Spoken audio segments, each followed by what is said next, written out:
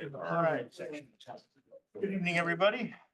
This is the Town of Fairfield Conservation Commission acting as the Inland Wetlands Agency. Today is August 5th, 2026. I'm Luke Thomas, Jay Fain, Peter Hood, Kato Mahoney, Ted Luxinger, Dan Saunders, and Dabney Bowen is with us online.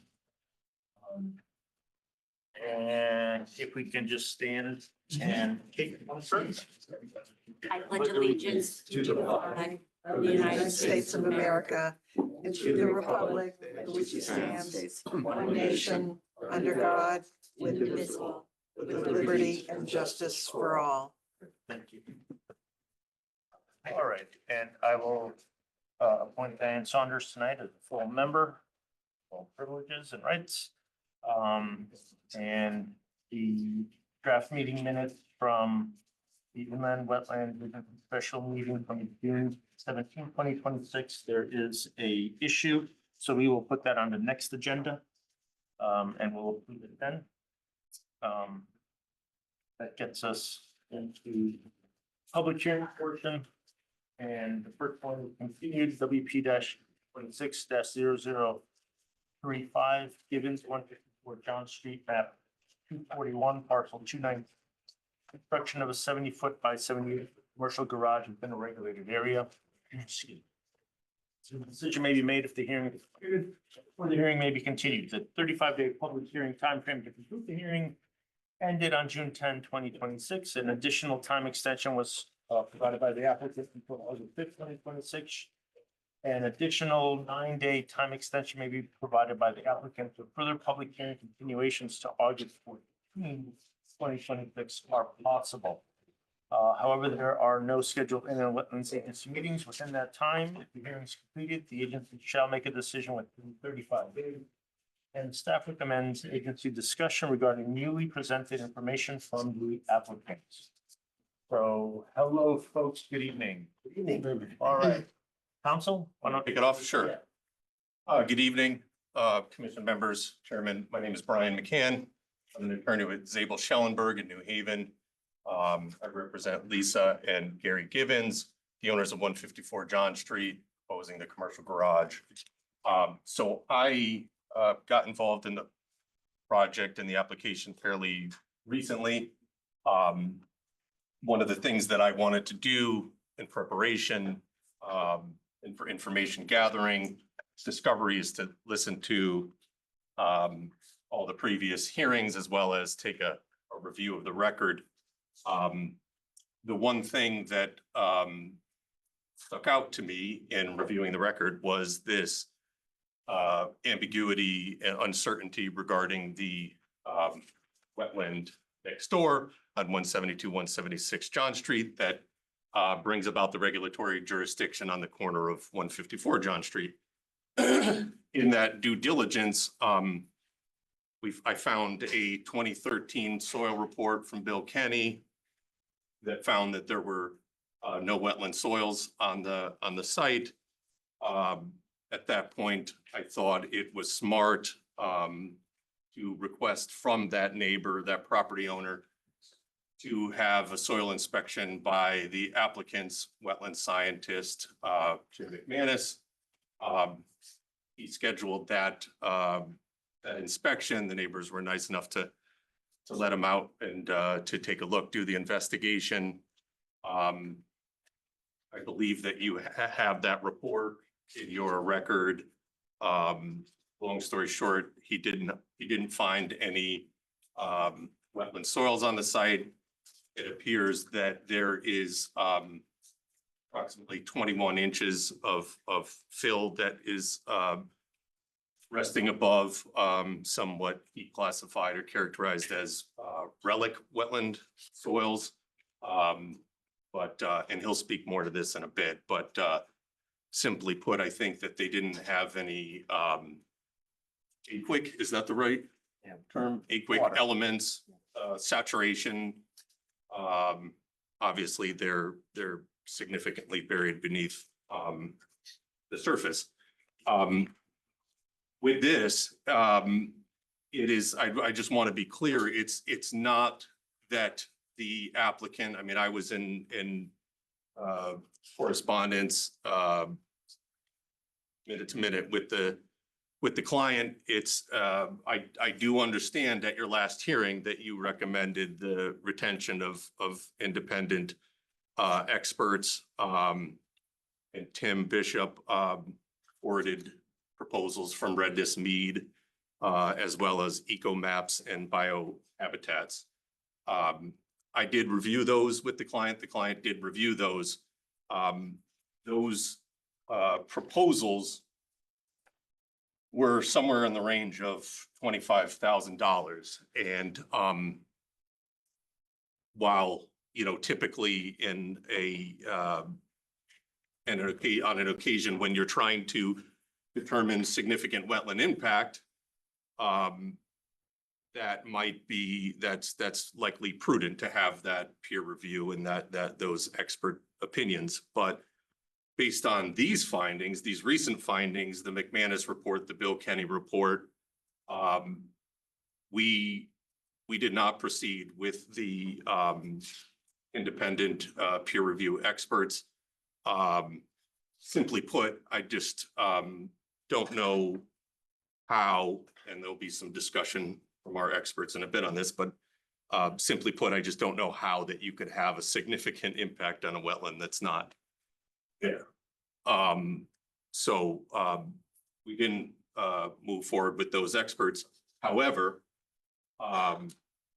we are before you tonight pursuing this application. We do recognize that regardless of these new facts, that this commission has a role. This commission has the authority to make findings pursuant to the Wetland Act. And that is why that we pursued responding to all of the rebuttal items, and hopefully you received those. We had Mike Paterla from Huntington Company respond to the Stephen Trinkus report on an item by item basis.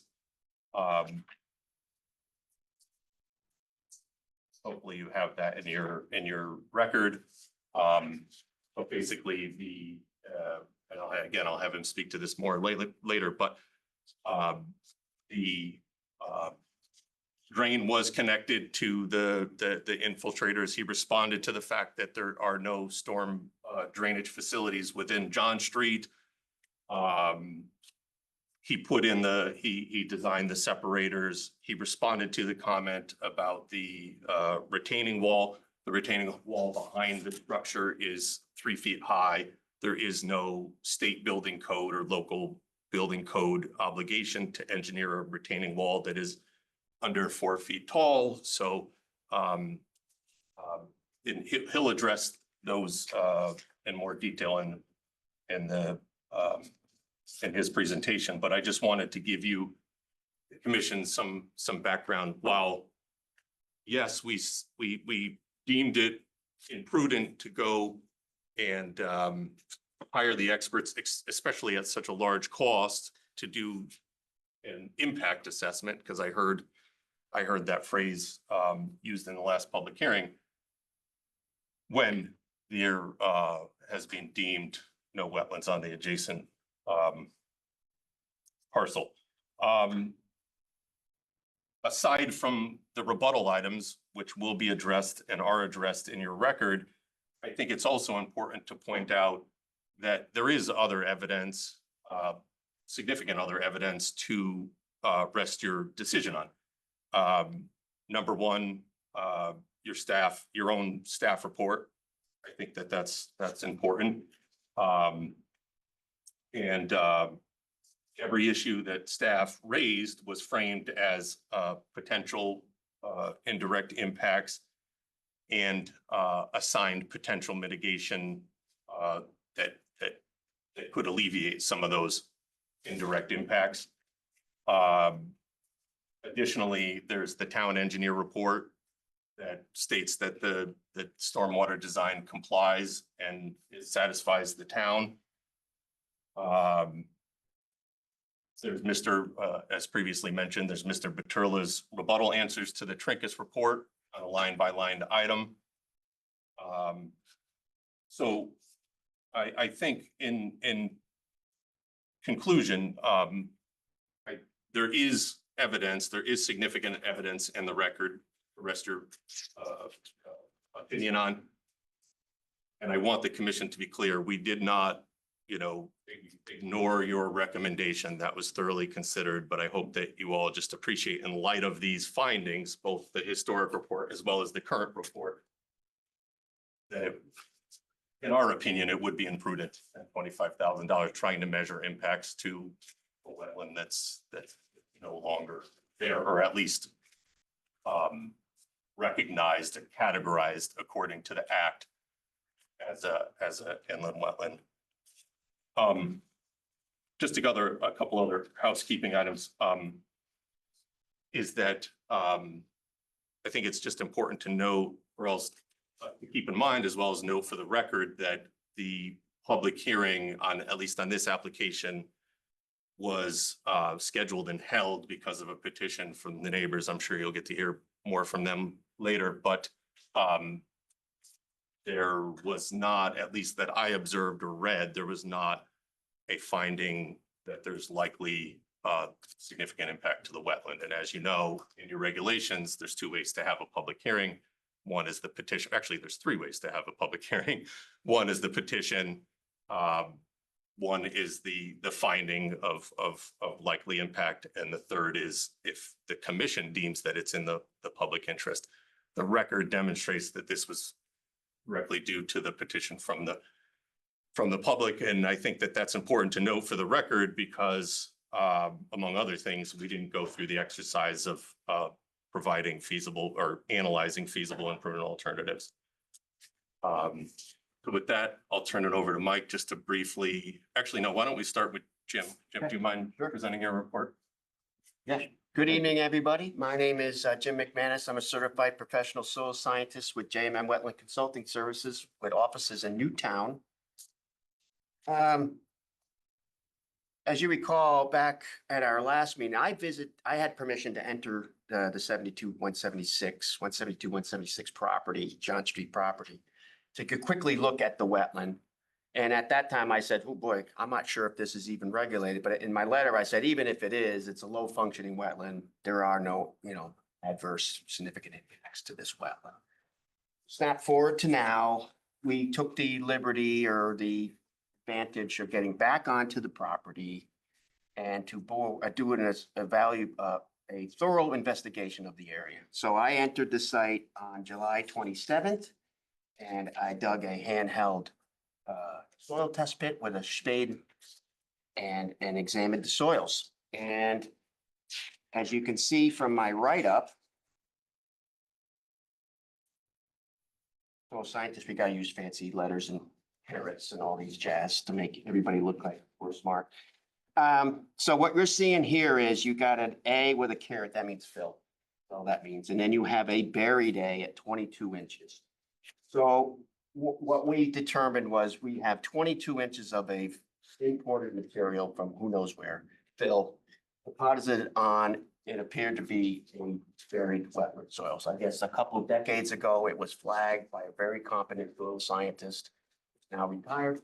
But today it's been filled over and it loses its regulatory status. It goes from an aquant, wetland soil, regulated soil here based in Connecticut, or soil taxonomy, to a new Dorthent, which is a disturbed upland soil.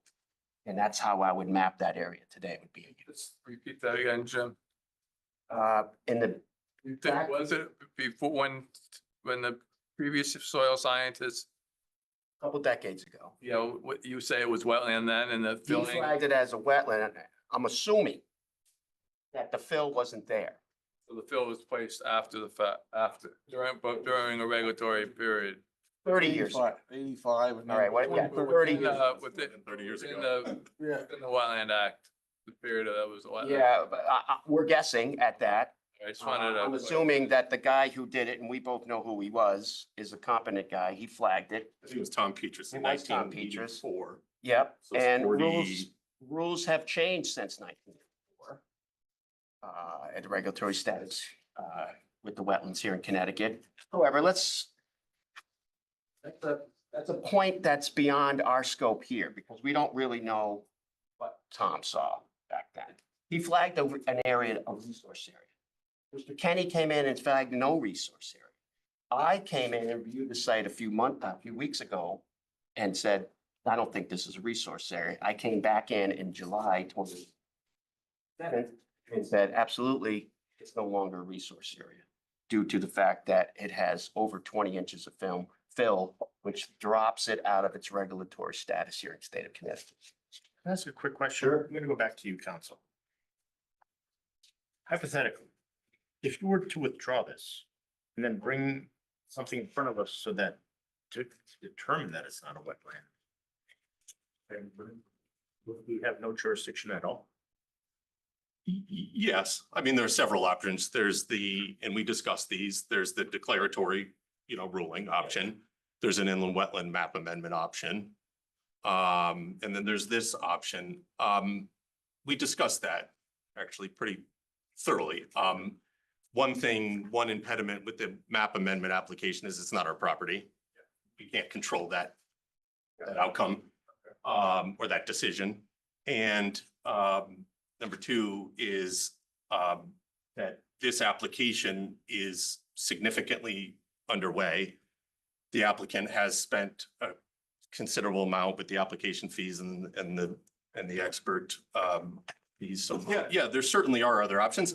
But Chairman, I think the most important thing that I want to stress is that I think I speak for the team. I certainly speak for the client. We don't want to evade any jurisdiction. We don't want to evade a review, right? We don't want this to seem like we're evading a review. That's why during my preliminary presentation, I wanted to explain to the commission that we still have gone through the review. We still have addressed the rebuttal items. So I guess what I'm saying and trying to impress upon the commission is that even if you treat those allegations from the outside experts as true and credible, we've addressed those things. And so I think, yes, there are other options, but yes, I also think that it's appropriate if the commission made a decision on this application as it is. Sorry. That's pretty much all I have to say. I'm open to discussion. I just had the same question that we had before, regardless of what regulatory status at this point. Do you think this proposed action that's before us would have any substantial impact to that resource? Not this project, no. No, we would have no adverse significant impacts to that. 20 inches, is that all we're entitled to be considering? Yes, that's soil taxonomy. That's soil taxonomy. If you have I won't get into the weeds, but if you have what makes a regulated If you wetland. could, actually, that might be helpful. That's the problem. I Okay. think not only myself, but I think there's a general, Okay. because I'll tell you, there's a little bit of a strangeness here. It seems to me you had a wetland within the period of time that the act was enforced. A jerk came along, threw 20 inches on top of it. For one thing, I'm not really clear why we're not going to the current owner, and I'm not stirring up trouble and looking for remediation. But to me, and I hope it's just a conceptual thing, there's a wetland. And now we're saying, because it's covered with 20 inches, it's no longer a wetland. That's right. And I think you used the term, you said it had no principal function. That's right. And I think it would be helpful to explain what you Sorry mean to by do it that to you, term. But if you can, mini class on what that means. So And just quickly before, Yep. if I can interrupt before, just to Peter's point. So in terms of if, I believe I understand the law correctly, first of all, there was an enforcement action. Right. Um, And I don't. And that myself enforcement know- action required a mitigation plan, and that mitigation plan was performed and signed off on. So while that may not make us all feel great, understandably, I think in the eyes of the law, there is a legal distinction between an ongoing violation and one that attempted to perform a restoration that failed. I would just say, and your comments, and actually, Mr. Fain's comments as well, is there was a wetland done 30+ years ago. I have no idea what he indicated. I don't know what he saw. Mhm. And the laws really haven't changed, but we look at things a little bit different now, 30+ years later, which we just do. We were in our infancy in understanding all these soil science and wetland science stuff back in the early 80s. And how we don't. Now we're 30+ years ahead. We know a lot more. And you have a commissioner who can opine on that. If you'd like to ask him sometime after the meetings, he'll certainly tell you the history. He's been doing this longer than I have. So soils 101 in Connecticut, we base our soils that are poorly drained, floodplain or alluvial. We'll keep the floodplain and alluvial soils out of here because we don't have some of those. Now, those are agronomic terms. They just essentially say, if you're a farmer, don't plant your corn in the poorly drained areas because you won't get a very good crop. So as soil scientists, we said, well, we need a little bit more than that. We need to throw some science onto that. And what we came up with was, if you have an aquic moisture regime, water. And so what we have is to make a regulated soil or to make an aquic soil or an aquant or an aquept, whatever, you have to have what they call chroma 2 colors within 20 inches. And that's a taxonomic thing. Within 20, if you have these, and I'll go into what that means, but if you have these chroma 2 colors within 20 inches, then you have a poorly drained or very poor drained soil, i.e.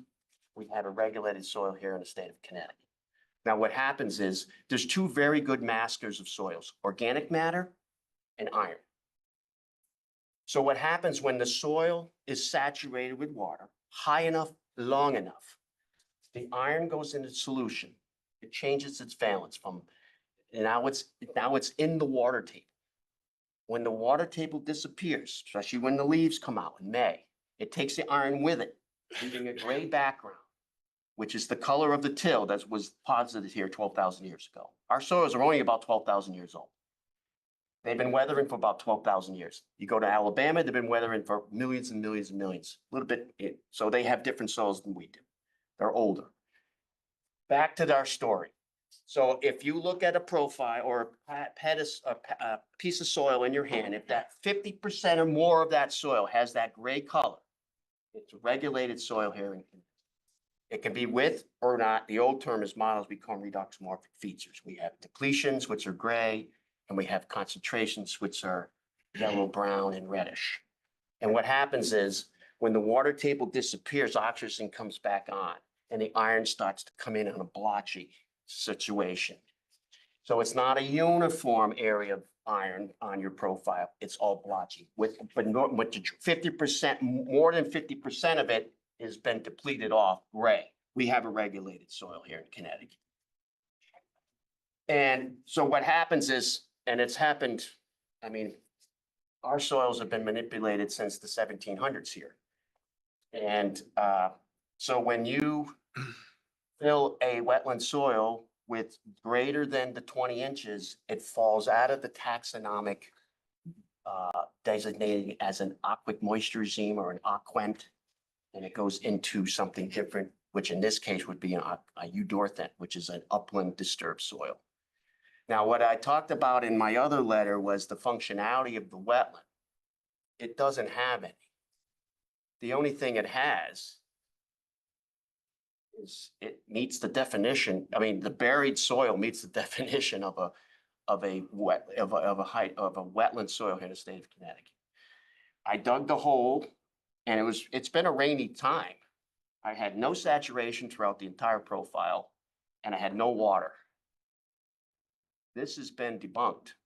No surprise how, if you look around, the entire area has been urbanized. Every wetland has either been drained or been manipulated through man by filling or by development, whether it be train tracks, roads, buildings, houses, you name it. Drainage, curtain drains, everything has been drained. These are drained. So we have a lot of things going on here, but the bottom line is since it has more than 20 inches of fill over top of it, it loses its regulatory status. It's now an upland soil. So now technically, we do not have a wetland area within 100 feet of the property boundary. You just called it a wetland, though. That's part of the problem, I think. It's a buried wetland. So you said used to be- before it it's used a to- low functioning wetland, and I just kind of wanted to. Well, it point was that out mapped for as a, people to Listen to. well, it was mapped as, it's on your map as a wetland. So I said in my other letter, I don't think this is a wetland. Obviously, Mr. Kenny doesn't think. Now that I've done my examination, it's not because it falls out of the regulatory status. But I said, even if you want to regulate it, you're regulating nothing. Is one test pit enough? Yes, Okay. it's not a massive area. It's a very small area anyways. I just wanted to, I like it I stuff think- out loud, and to me that. I just think the best way for us to proceed is as Attorney McCann said, get the record, get everything out there. There is, and again, I'm a professional wetland scientist, but I'm not an attorney, but there is case law that says that a commission can, if there's more than one testimony, that the commission can choose which one. There is that old Petrus letter. I think it's very good to get this all out there, so we have all the evidence and we move this thing to conclusion, I then think we can that's make a fair. decision. Yep. But I think this is all very good. Commissioner Hood, hopefully I answered your question, or the commission, hopefully I, Yeah, it's a conceptual thing for me. Like, I can't be, I hope, I'm not the only person that's kind of. well, unfortunately, when we start. What you talk, I took one, I'm aware of what you talk about the striations, and that probably is not leading through, but I get it. I just. Unfortunately, I like when things are said out loud. when you dive into the deep weeds, you gotta have a working knowledge of soils and taxonomy. You know, it's like if you go to the doctor and he only uses doctor terms, all the fancy language. He doesn't talk to you like somebody who's just there to figure out if they have cancer or not. You get lost quickly, and that's what happens here. You see some of our GHs and all these things. It's. So it used to be it's- wet, now it's not. Well, the soil types fit a regulated soil here in the wetland in the state of Connecticut. However, that regulated soils have been filled over, so now it loses its trick. It falls out of the taxonomic designation. That's what happens. Yeah. That's why it's not a wetland anymore. It's not a wetland because it's dry. It's not a wetland because it falls out of the taxonomic jurisdiction. And so I feel like being out there and looking at it, I understand what has happened over this period of time, and that you and Bill Kenny, it's not that I am not trusting either of you. Would you be willing to have a third party that we come in and just verify it, only because we have two applicants? I mean, like, so that you're bringing them in, it's not an independent person.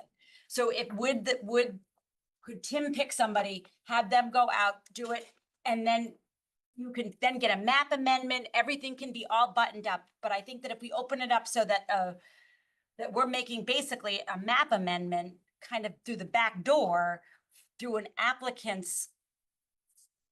I think we should proceed with the whole application, get all the evidence here and make a decision based on the totality of the evidence. It might not be a bad idea to get third scientists, but I don't think it should be done as a map amendment. No, I'm not saying it's a map amendment, but I'm saying, but then if we had that, then they could go back and get a map amendment. Do you know what I mean? We might end up in the same place when we get don't know. the. Property. It's not them. Yeah, we don't own the property. We got We permission. might end up, when we hear all the totality of the evidence at the end of this, and I think this is important, but it might not be the deciding piece of evidence. Right, and I would just say that Mr. Kenny was not a hired person from us. He's an independent. No, that's what I'm saying, right. A few, I don't know how many years ago. He had. 2013. So he has no he wouldn't talk to me. He did his own work, No, and that's not what I'm saying. I'm just saying, for. He talks to me. It's a little weird because, That's what I'm saying. This whole thing is this isn't the way we usually but also do things. Bill wrote the soils report back then, but then he also did a mitigation plan. So it's some, there's some compounded. Right, so things. then it's like, I- there's a I- mitigation, right? So that was that mitigated in 2013? Like, so that was for the and then there doesn't seem to be very clear what went on. I mean, This in is my all opinion, really good discussion, but I think at the end, let's get this going a little bit more and then we can make. and these were, I'm glad that we're having this conversation. These were all the things that we debated on this side of the table Right. over the last several weeks. I mean, yes, there are other options, but number one, we don't control the property. Number two, like, does the commission really want to remove a wetland when I think there's an alternative, which is that we could go forward with all of our findings, all of the evidence, and we could prove to you why, even if, God forbid, you don't believe us and you do want to regulate that wetlands, that there's no impact on the wetland. Given that And there the can't be an impact. interest here, and there's a good chance that this may end up before a judge, I think getting everything on the record and having the record as complete as possible makes absolute sense. Thank you. Commissioner, oh, sorry. No. Oh, unless you had more questions. Yep. Any questions? Dabney, you're up there. Any questions? No, and we've done questions. Yeah. Council, please proceed. I'm sorry. Sure. So then the next thing that we did, again, in the same vein of, responding to the comments, as Commissioner Fain said, making the record, putting all the evidence down on the table for your deliberation. We submitted a response from, there's no date. A response from Huntington Company, wherein he walks through the rebuttal items. Michael, do you want to address those? Mr. Chairman, members of the commission, my name is Michael Bertella. I'm a licensed land surveyor, licensed professional engineer here in the state of Connecticut. I'm also a member of the Huntington Company. Been with the Huntington Company for 26 and a half years. Been before this commission many times, P&Z many times. Here to just recap Mr. Trinkus's letter of May 5th, 2026. His concerns are you have copies in front of you. Yeah, he reviewed section 27, stormwater management regulations of the town of Fairfield, which is part of the planning and zoning regulations. Then he reviewed our Huntington Company plans on this project. Unfortunately, he reviewed only the ones dated revised to November 7th, 2025. And last 2 months ago, we submitted revised plans from May 26th of 26. And he also said he reviewed my drainage computations from February 24, 26. Those were revised again the last public hearing, 5/20/26. And also the Connecticut DEP 2004 Stormwater Quality Manual. My response to his concern was one Connecticut Stormwater Quality Manual. First chapter, first line says that this manual be used for guidance. Gave you a copy of that in this package. Then we go to the Town of Fairfield Stormwater Management Regulations. Town of Fairfield zoning regulations, section 27, in particular, section 27.3A, site design. Again, it's got a copy in the package. It says where there may be a perceived conflict between the standards provided in these regulations, the Connecticut Stormwater Quality Manual, these regulations shall govern. The applicant may propose other tested, documented stormwater treatment facilities, provided that the technical design criteria and supporting scientific studies for the facility performance are provided for the town's review and approval. I also provided in this package a response from the Town of Fairfield Engineering Department. His letter, the Conservation Department, dated June 3rd of 26. He approved it. He approved my stormwater computations with 4 comments. And I just wanted to note to this commission that the area towns where I personally have submitted computations using the HydroCAD design were approved, are the city of Bridgeport, towns of Easton, Fairfield, Milford, Monroe, Norwalk, Stamford, Stratford, Trumbull, Weston, and Westport. And I'm sure there are many more towns that find this an approved way to submit a set of drainage computations. And I'm sure maybe all, if not most of the computations that are submitted to the Conservation Department have used this method. Goes on, I think this letter goes on to when he reviewed the plans, his items 1 and 2, we added in the last, in my last revision on the plans, we added stormwater treatment. We introduced this a Unistorm stormwater treatment system sized to meet the EPA goal of 80% reduction of total suspended solids and 40% phosphorus. We've used that on many systems here in town and other towns. That there was no elevation on the bottom of the gallery system. If you look at the gallery detail, it shows the gallery bottom at elevation 7.39. So that was there, and I think it was even on the one that he reviewed. He just didn't see it. And he also mentioned that all systems are tied into a public sewer system, storm sewer system. That's not true. So I answer his board to say, there's no public stormwater system on John Street. There's a catch basin or two you could see, but that all goes in to the condominium project.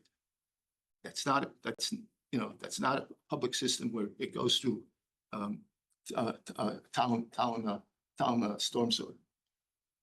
As a matter of fact, I pointed out to you that a recent job that was before this commission that was approved was at 204 Old Post Road. And what the town, after it was approved, the town wanted me to eliminate the overflow pipe into their system because there was so much underground activity that existed in 204 Old Post Road. They suggested I add more stormwater units, which I did, which was reviewed by their department and approved. So Trinkus's statement that says it has to be tied into a public overflow, public stormwater system is not true. Then he also found that percolation test was not used. It all depends what you're designing for. Again, using the HydroCAD, the design system for stormwater. The exfiltration rate is determined by a percolation test. And here in the town of Fairfield, the engineering department recommends and requires us to use a factor of safety of 2, meaning whatever we get for a perk test, we double it. So we make it even slower. So for instance, the perk test was 1 inch in 13 minutes. We have to design our system times 2, 1 inch in 26 minutes, which is rather slow. So that's already built in for the town engineering department requirement. Also, he goes on to mention that our perk test was done at a 3.5 foot depth. That's correct. Even if I were 20 or 30 years younger, I couldn't dig a hole by hand more than 3.5 feet. In any case, if you look at the soil log on the plans, there was 3 foot of fill where I dug, and from 3 foot on to 8 feet deep, soil was consistent. So there was no change in an 8 foot hole. So if I could have dug deeper and deeper in it, in my opinion, it was all the same. Again, brought up cleaning the stormwater. We added a stormwater cleaner on the revision of May 20th, 26. My drainage computations were revised 5/20/26. He mentioned a construction entrance detail. That's shown on one of the plans, the soil erosion control plan, and it shows the plan view also. He was concerned about silt fence on the north side of the property. The answer on number 10 is there's parts of an existing fence along there. In any case, we could tie the silt fence onto that. his question about number 11 and 12. I referenced my number 5 and number 6. Again, the drainage computations were reviewed May 2026. Stormwater cleaner was added. I believe I answered things he brought up. And on several of them, there's attachments to this explaining the items he brought up and also the stormwater cleaner. It's my opinion that the system is oversized, as many of them are, and increasing the number of underground galleys was allowed by the town in a project not too far away from this one. And the engineering department reviewed the revision and approved it, and that's attached to this document. Thank you. Any other questions? I have a question. Sure. I want some clarification. I think at the last meeting, you talked about the drains from the interior of the building being tied into a septic tank. Yeah. Septic tank from there goes into, I want to know whether it goes into the Then it goes into the drainage town system sewer. or into the town sewer system. So any drainage from the building that might be contaminated, Inside. be treated and then gone to, Inside, would not go into the groundwater. that's correct. That's correct. Thank you. And the roof leaders on the proposed building go into stormwater cleaner. So, and then we're not, we don't, let me ask this the right question. Because I think it has to go to Mr. Trinket's testimony that there's could be groundwater pollution to this wetland. So only normal so-called rainfall would go into your, Stormwater cleaner. into your stormwater system. Right. And he had a question someplace about designing a retaining walls.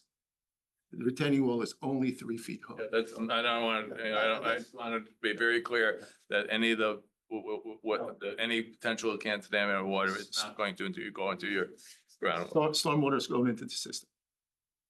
Floor drains go Floor into drains go a into the sanitary- sanitary sewer, That's required by planning and zoning. Okay, I just want to make that clear, Automatic. because it was. and parking I lot want that drains clear go for the to record. infiltrators. Thank you. I just want to clarify that the document that was just read off, it's date stamped by the Conservation Department, August 5th, 2026. It doesn't have a date on itself, but so for the record, so if people were to look I'm at it- on the top, Oh, I looked pretty hard, Mike. August 4th. August 4th, it's right underneath. I didn't look hard enough. I didn't see it. I didn't see it. Tim sent it today. I'm like, where did this come I from? wanted to put Tim's name on it. Gotcha. First and foremost. Tim The is address the block. park director. So it's August 4th, but then it's date stamped received August 5th, just to be clear. Yes, we all know what we're talking about. Okay, any other questions for the expert? No? Okay, thank you. Thank you. Council, we're good? Yeah, that's all, unless, Gary, did you have anything to add? It's just that, you know, it's gonna be low impact. I'm not gonna be doing anything outside. And, it's a huge improvement. Okay. Thank you. Absolutely. Thank you, Phil. Thank you. Thank you. All right, so still public hearing, that was the applicant and his experts and counsel. Oh, sorry, Chairman. And lastly, the operation and maintenance plan was submitted as well. Yeah, we have that. Okay, thank you. That's my thing. All right, so this is the second go around on the public hearing. If there's anybody here that would like to supplement, made a statement the last public hearing, that's still part of the record. Or is Mr. Jenkins available? I don't know, I'll ask where I'm going. So if there's anybody here that would like to speak, first I'll start with in support of the application, that'd like to add something new or respond to what was presented tonight. If you're here and you'd like to support, come on up. If you're here, like to support, come on up. If you're online and you'd like to support, I guess raise your hand and we'll unmute you. If you're online and you'd like to support. Okay, so now that leaves, if you're here in opposition to this application, it would be, if you have a representative, that'd be great. If you have an expert, that would be great. If you're gonna come up and give testimony, it should be tailored to what was newly provided, because the testimony that and the information that was provided last time, we already have that on the record. So anybody who'd like to be in the room, would like to come up, please state your name, and I guess address, and say what you'd like to say with regard to the new information. Yeah, please come on up.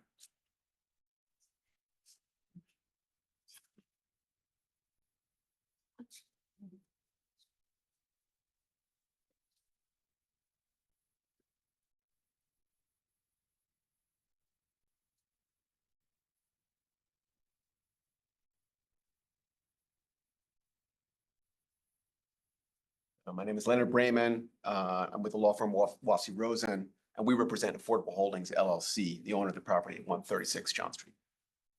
Good evening, Mr. Chair, agency members, staff, the public, Attorney McCann, and the applicant's team. Respectfully, Affordable Holdings believes that the application must be denied for the following reasons, among others. First, the record reflects that there was improper fill in the wetlands in 2013. That this agency ordered to be remediated after the April 2013 Bill Kenny report, and that still has not been remediated. For that reason alone, application should be denied unless and until this agency's 2013 order is finally complied with. Second, the property issue contains regulated areas under this agency's official wetlands map. Full stop. Agency cannot simply decline to exercise its jurisdiction over this regulated area because the applicant has submitted a recent soil report several days ago and asked that the agency do so. There is a procedure, or perhaps more than one procedure, for changing the wetlands map and changing a wetland to a non-regulated area.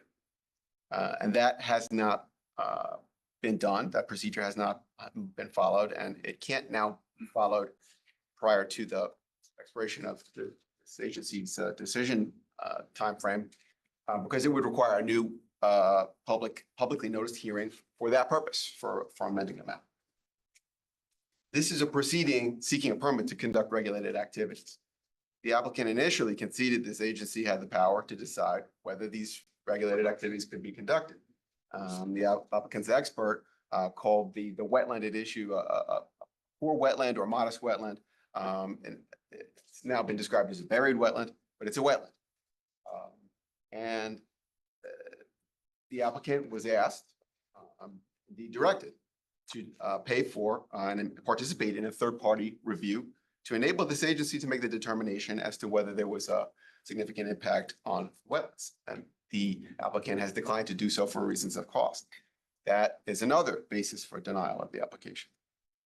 And lastly, the applicant has not demonstrated and cannot demonstrate it, the lack of an adverse impact from the commercial truck repair operation that it proposes to do.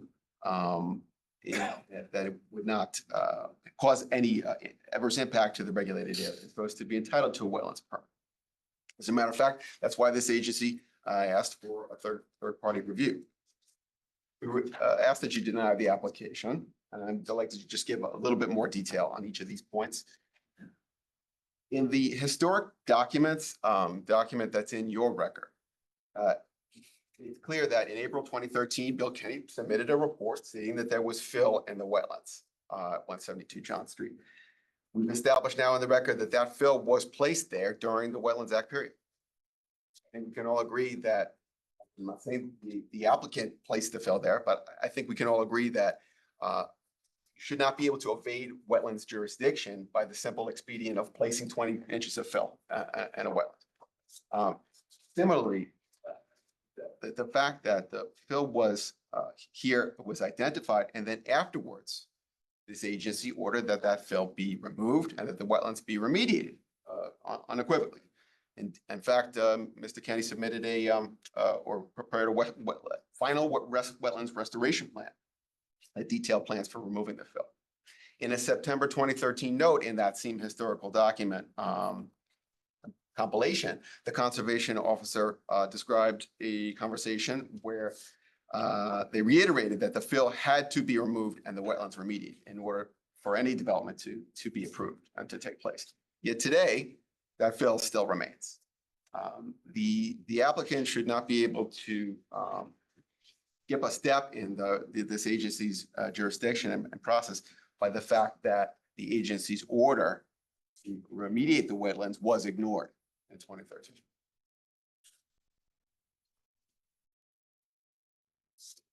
How can this agency approve new development when the original wrong of the placement of the fill in the wetlands was not remedied, and in fact rely on the placement of that very fill in order to decline to exercise jurisdiction? It's a peculiar argument and it should not be accepted. There has been no petition to amend the wetlands map. As I've said, section 3 of the regulations is very clear on what the procedure is, and that hasn't been followed.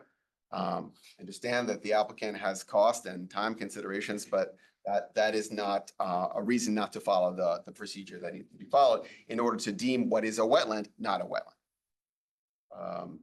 The soils report from the applicant's expert, or the new soils report from the applicant's expert that was submitted on July 31st is not a substitute for that procedure. And it's not a basis for this agency to decline to exercise jurisdiction. The applicant was asked over 2 months ago to provide a peer review and to pay for a peer review. As many applicants are asked to participate in and fund a peer review, which is the law, and it has declined to do so. That is another reason for the denial of this application, because applicants should not simply be allowed to deny or decline the third-party review that's directed by the agency, and to allow that would set a very bad precedent indeed. Lastly, and the neighbor Affordable Holdings rests on the evidence that was submitted in previous hearings and our written submission. There is no demonstration by the applicant here that they can meet their burden of showing that there will be no adverse impact on the wetlands from the expansion of a commercial truck repair operation near a wetland that was ordered to be remediated in 2013, but still has fill.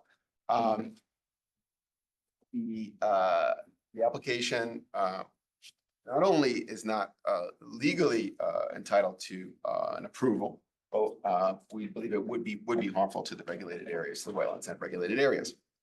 We respectfully ask that you deny the application. Thank you for your time. Any question?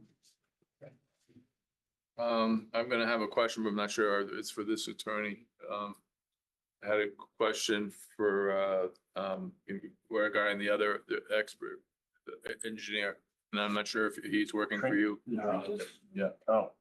No. Okay. Thank you, counsel. All right.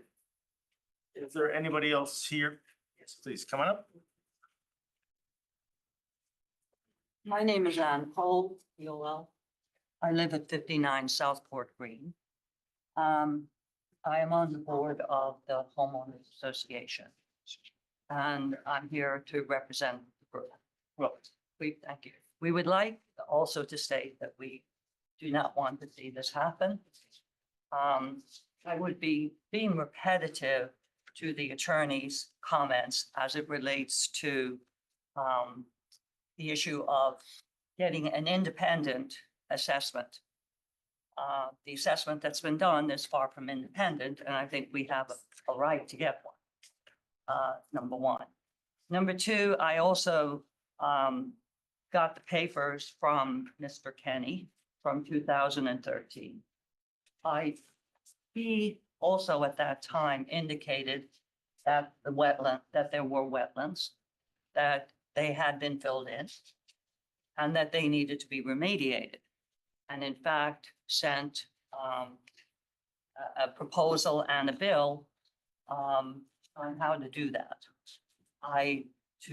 Whether that was done or not, I don't know. But at that time, which was 2013, he was still indicating there were wetlands and still indicating that it needed to be remediated, not remediated, brought back to the all the leaves and everything else that had been put in there needed to be removed and put back. So that, those would be my concerns about 172. I have an additional concern which hasn't come up, as I understand it, at any of the meetings. And that involves the property that we're on, which has a conservancy. The conservancy is a piece of property that actually abuts 172 and is a drainage area for the properties around. We are responsible for. Okay. Yeah, please continue. Okay. Yeah. We're responsible for maintaining that conservancy according to our declaration documents. And we do that. We have no indication at this point, but would like the opportunity to determine if indeed that as wetlands. Right now, we have a good foot of standing water in there coming off the last rains. We have a lot of foliage that's in there that's indicative of wetlands. And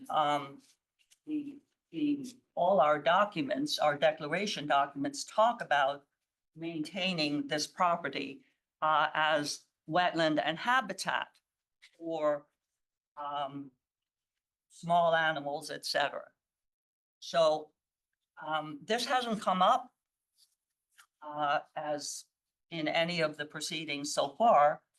I just pulled the documents that you just received are from our declaration documents from the residences of Southport Green, which was developed by the Southport Partners Group back. It started, I believe, in around 2000 and 2004, 2006, then when they began to build. Sasquanog and the Conservancy Group at the time were involved in with the developer to determine whether or not they were going to object to the developer building the units that were eventually built there. The Conservancy was a carve out of that for water drainage, habitat, et cetera, in order to for them to feel that their concerns were being met. So I have pictures I can show if you would like to see them of the property as it stands now. I took them 2 days ago. I can say that it's. Are you, I are you saying that this is a regulated area that's within 100 feet of the property? correct. And are you saying that, I guess the next point would be, are you saying that, are you testifying, are you asking whether this proposed application will have an impact on that wetland? Yes. So those are the points I would make about this. I think the committee definitely has jurisdiction. I think the fact that that Mr. Gibbons' attorney is saying, yes, but we really we don't want to do what the commission's asked us to do, which is to do an independent study. Kind of is a bit of circuitous reasoning to me. So I would like I to. want to be clear, the independent study would only have been on 172. Correct, I understand that. I So understand that. it wouldn't have been any broader, and I think this is even further away from there. Correct. No, it's not further away. That piece of property is not further away, no. Okay, No, it's not. so if I were to stand at the bottom end where this whole Maybe application, we can get somebody else to. Yeah. We have a map I can show you. You wanted to Have a get map? the applicant to maybe respond to that? okay, all right, so we'll get, that's fine. Just continue, I apologize. Please continue with all the information you want to give us, and then we'll just let the applicant. I basically have have said my piece. I mean, I basically believe that This is great. Get you provided information. Now it's making us think and we'll have questions and we will be able to ask those questions. Thank you very much. all right. Yeah. Okay, thank you. We have, Okay. these were the ones that are on the cloud to. On the cloud. You were already submitted in the part of the record. Yeah, that one looks a little, I'll They're a need little to, different. need to have a copy. These Just are You know ones what? you can take it clear. stamp into the record. This, We can yeah, scan them. yeah, this one I don't think came, the one with the building. Okay. I can. Okay, we have Yeah, one. sure you get it. I don't think I have this one. No, we don't. Which one? This one. It's not been scanned in. Okay. Is there anybody else here That's it. that would like to come up and Oh, sorry. speak in opposition with regard to some new information or in response to the new information that the applicant's experts have provided? Seeing none, I'll ask, is there anybody online one last time that would like to speak? No. All right, so I'll ask the applicant if they'd like, and before you come up, if there's a way to get a map we can look at, that would be helpful. You can point that, because there might be a few questions that we might want to I ask. did have a question. I don't know if you want me to ask. it. Yeah, At let's this point. ask. Yeah, ask the question, maybe somebody can. Okay, because I was gonna ask Mr. Trinkus, on, has we got any, I know it's gonna ask staff, did we get any submittals from the opposition from Mr. Trinkus since the last hearing? I just wanted to state then, I guess for the record, that at that last hearing, I had asked Mr. Trinkus pointedly whether there would be a substantial impact to the wetland system. His response was, there was a high probability, and I explained to him that high probability wasn't a standard that worked under Connecticut case law, and he said that you get a substantive proof. And we specifically said that he would provide before this meeting with another report with substantial, that he would document substantial impact to the wetland, Right, but we so have not received that at this point. Okay, I just want to go Record reflects that. now. reflect. Thank you. Very good. Yes, sirs, please. I thank you. We just see a copy. of what- Yeah, sure. I'll give you this one. Thank you. Yep. So council, I'm assuming you heard. Yes. So. We had brother council for one of the units, one of the property owners, and then of course you had the who had some question. Wanted to show them the full thing. Yeah, just, let me see what else. Okay. But I'll just start by saying, I think then I understand what part of your discussion with your client and why you're saying you've come so far, even if you say it's a regulated area, there won't be any substantial impact upon that regulated area. Am I getting that kind of right? That's correct. You know, we wanted to avoid the accusation that we were evading jurisdiction. Because that would have done. It's ironic that we're now being confronted with that, but Right. no good deeds go unpunished. Just a couple quick responses. So we did, in no particular order, we did take a look at, Mr. Bishop was nice enough to send me the materials regarding the conservation easement. So I took a look at the conservation easement. Conservation easement was created apparently for a couple reasons. Number one, because there were wetlands that were filled in order to build Southport Green. And number two, because there's a compensatory wetland that was created there, which is covered by a conservation easement. And number two, there was some drainage facilities, some above ground drainage facilities that were put back into the conservation area. So I had Mike Paterla and Mike Shevlin take a look at those maps. And we came up with separating distances to the property line, and those are, do you have those offhand? So, they can have, This Just is, us oriented, because we have no idea, where this is in relationship to the property. Yeah. The idea of what we're talking about here. We're gonna have to hold it. You were, we were there together, that far bottom corner. Right. We were there like, so the whole area we're talking about is this little area, right? And that's the edge of the client's property, Yes. right? This is And the the garage. Yes. Yeah, I understand that, but subject property. Yes. This is a flagged wetland, and this is a little corner of a flagged wetland there. this is the Southport Green property? Yes. Yeah. Okay. These are the wetlands that were flagged by, Yeah, and where's our property? Where's the property in question? So, Right. And what are we talking about for separating this? Mike Batrula has 240 feet to that wetland flag, the closest wetland 21. And I think this one is I forget what he said. What'd you say? Mike? 17. the map in front of you, that small map in front of you, Southport that Green. existing wetlands flag, to our property Where? owners, I think is the wall is 100 out here. is 170 Oh, 176. feet. Property is over here, and then they're saying that's, well, the subject is substantial over here. answer is it's substantially more than 100 feet. Right. Substantially more than 100 feet. Outside of your I don't regulated. think that's correct. They're testifying. Okay.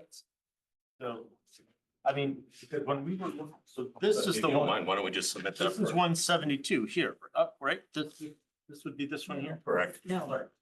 So, Yeah. so this one would be the one that had the filled in Okay. wetland, and we were standing here and we couldn't cross over, right? 172, Yeah. 176. It's kind of minimized, yeah.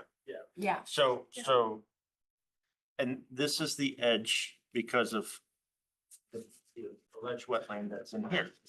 But now, the condo association, they asking us to look at this wetland and then the edge of the conservation. Right. We're going to the wetland flagging over there, right there, right? Right, but that, This is the scale of this reduced map. okay. Is there a- And you've annotated it with, can you just describe what you've written on here? Yeah, because people cannot see what's Yeah, going on here. I'm just. This gonna is, address this is, you. this is our subject property. Where's the subject? It's an inch book right here. I got it here. Dowd, right here. This is, this used to be Doward's construction yard. This was owned by Doward. This is owned by Doward. Was, this is an old map. This is an old record map. Yeah, yeah. Now, this is now. There before we built. Property. This is Gibbons' property. That- This is- Yeah, these those two are. The one we talked about the disappearing wetlands, this piece way in the corner. It's over here. So- Who owns that? We're now driving 9. Then- That's the here- wetland that we're, That was filled in? Here to Yeah. here. Yeah, this- So how is it, Yeah. 176. responsibility This was an to? existing- Something like that. Microphone on This- I mean, I think we're at the point is that's why I'm here. Confused. Can you please testify what the distances are and submit this for the record, please? Here's your- Just- So he's got it here. He's Yeah, I got know. I'm 176 just from gonna say here. that he So, I mean, annotated it. West from. Mr. Chair? Corner. Mike, Mr. Stewart, can you maybe sign and date that, please? There, but it's 100 feet from 172. He's in, Yeah, yeah. you initial. I know, but I just want to have it for the record, but maybe it's just, would you mind signing and dating it? How about under my initials? Yeah, that's fine. That's right. Thank you. And could you just, again, repeat for the record the distance? Place was built. Yeah, from these are existing Right. wetlands before the project started. Okay. Okay? This wetlands, our property owner, Right. approximately 176 feet. Closer to. This wetland. It's irrelevant. Property owner, approximately. It's flooded. That's existing. Now, Established line. I just wanted to ask staff one question. Here, You know, on this project, were there any created wetlands that were closer to subject property? Yes. Okay. I don't know that. I didn't review the Mr. file. Pecor says he knows that, Yes. so where would that be, sir? Now, this was in our file. I believe, but I'm not 100% sure, so that's why I'm hesitant to In any case, I appreciate the This- informality, but would you mind, just so that everybody can see, you know, that we're, okay, this is a portion of a Stearns and Wheeler map, in my opinion. Okay. yeah, because we also have, you know, the dimension. Yeah. We're here too. Why don't you come- We'd like to see Yeah. it. Yeah, come back because we need to make sure everyone can hear us and And see, we're and not then having sidebars. I will do my best to back and forth. Okay. So now we're looking at Yes. something you found in your files there. Yeah. This you won't be able to read all that well.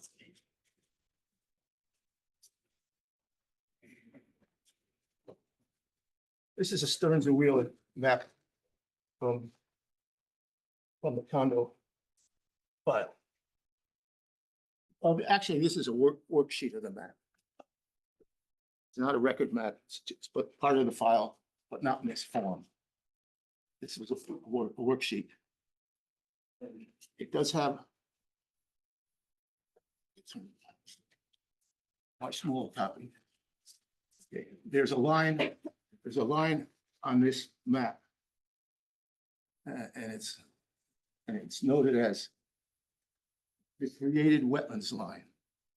It's 0.27 acres in size. And it's approximately at elevation 8. If I look at this map, measure to the corner,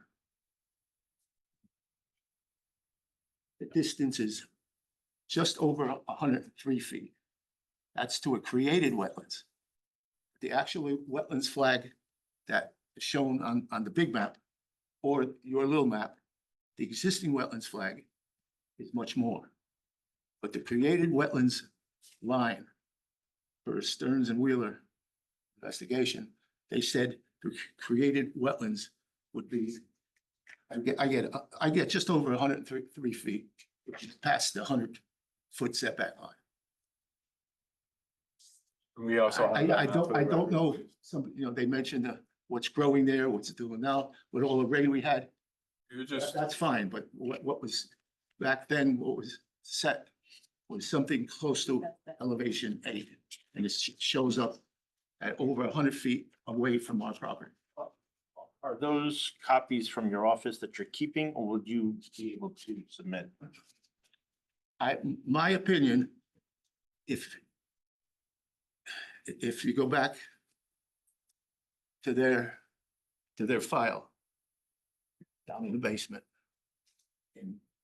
and get Stearns and Wheeler's proposal, it'll be, see, this sheet right here is just a worksheet. This is part of their project Something that was submitted. that we use to put our work together. we were only here tonight and we were trying to get evidence, so we're not gonna go into the basement. Well, my testimony is, Right. their dedicated wetlands line was plus or minus elevation 8.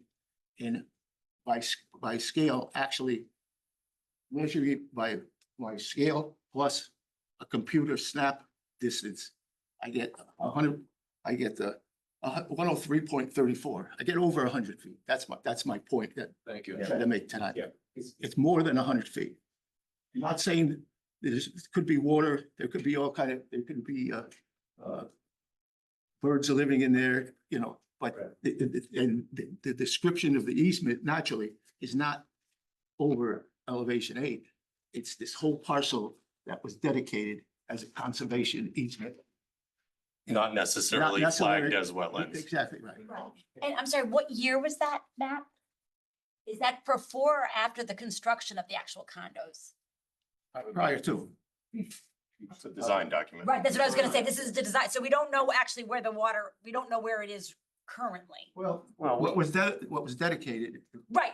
No, I understand, but I just wanted to see that what year so that's a document that for planning. This is what they proposed to you folks, and this is, should have been built. No, that I understand that, but we know water moves. You know what I mean? Like, Water doesn't, it moves, but not necessarily a wetland. Because you see water does not necessarily mean that's a wetland. I understand that. This has a receipt for filing, May 21st, 2020. 24, okay. Can I go through a few? 2004. Chairman, can I go through a few? Yes, rebuttal yes, items? please, Okay. please. So just quickly, I'm not going to spend any more time on this. Just quickly, we had the engineer and the surveyor take a look at the distance to the offsite wetlands. The offsite wetlands were greater in distance than the wetland on 172, 176 John Street.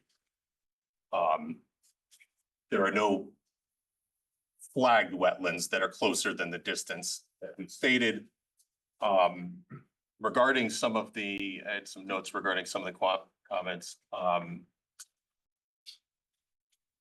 Regulated areas pursuant to an inland wetland map retain jurisdiction, and there's an insinuation that the applicant is trying to evade jurisdiction. Well, that's simply not true. Connecticut defined wetlands purely by soil type. CGS 22A 3815 defines wetlands as land consisting of soil designated properly, poorly drained, very poorly drained alluvial floodplain by the NCSS with no reference to any municipal map. The Supreme Court of the state of Connecticut has squarely held that a local wetlands map is informational only and does not control the jurisdictional question. That case was Aaron v. Conservation Commission out of Reading 183 Con 532. Section 3.1 of the Fairfield Inland Wetlands and Watercourse Regulation provides that the designated map, quote, delineates the general location and boundaries of wetlands, but in all cases, the precise location of regulated areas shall be determined by the actual character of the land, the distribution of wetland soil types, and the location of watercourses. The definition section adds that the agency determines and regulates all wetlands and watercourses regardless of whether they are shown on the designated inland wetlands and watercourses map. This map thus neither creates nor withholds jurisdiction, the soil does. Lewis v. Plan and Zoning Commission, Town of Clinton, 275 Con 383. The trial court's reasoning recited by the Supreme Court held that where the town map indicates only the general location of wetland boundaries, the commission was free to determine reasonably the precise location of those boundaries for purposes of the application as it deemed fit, and that an amendment to the map was, quote, unnecessary. So that's, I mean, that statement's simply not consistent with case law or the Inland Wetland Act. You regulate wetlands. You don't regulate based on a map that's subject to change over the time. As our scientist has pointed out, they do change over the time. And that's important because that could cut both ways, right? I mean, it could remove jurisdiction, it could add jurisdiction. I think it's important that you base your findings on fact. Historic maps aren't always fact. That's why we have wetland scientists. Regarding the comment that we should, that we're, attempting to evade jurisdiction. I mean, I think that's precisely what we tried to avoid by proceeding with this application. We don't want to remove the jurisdiction. We want to present all the evidence. We want you to arbitrate the evidence. We want you to determine the evidence. Here it is. This is what we come up with. Here are the historical documents. Here's Jim McManus's report. You decide. But what we are saying is that we think that we still meet the statutory prerequisite that we're not impacting this wetland, even if it were assuming arguendo a wetland, which our professional says that it's not. Regarding the adjacent map, we did take a look at that. I did review the full conservation easement. Obviously, conservation easement itself does not give jurisdiction. And it's important to know, although I'm sure it's obvious for all you professionals on the commission, that it's the upland review area is a mechanism by which that you can have review of an application and that you can then is important, subsequently determine if that activity is going to have a substantial impact to the wetland. It's a misconception that something that happens in an upland review area will have an impact. It's the statutory mechanism. Well, actually, it's not statutory. There's no upland review areas in the statute. It's municipal and it's been tested. It's tested with the Supreme Court and it is held up. Towns do have the right to regulate UPAs. And that's why we're here. If there is a regulatory area, we want to address all those things. We believe that we have. That's why that we've had the engineering review. That's why that we've had the revisions to the plan. It doesn't matter that there's previous testimony that Mr. Givens is not going to bring in engine parts with liquids contained.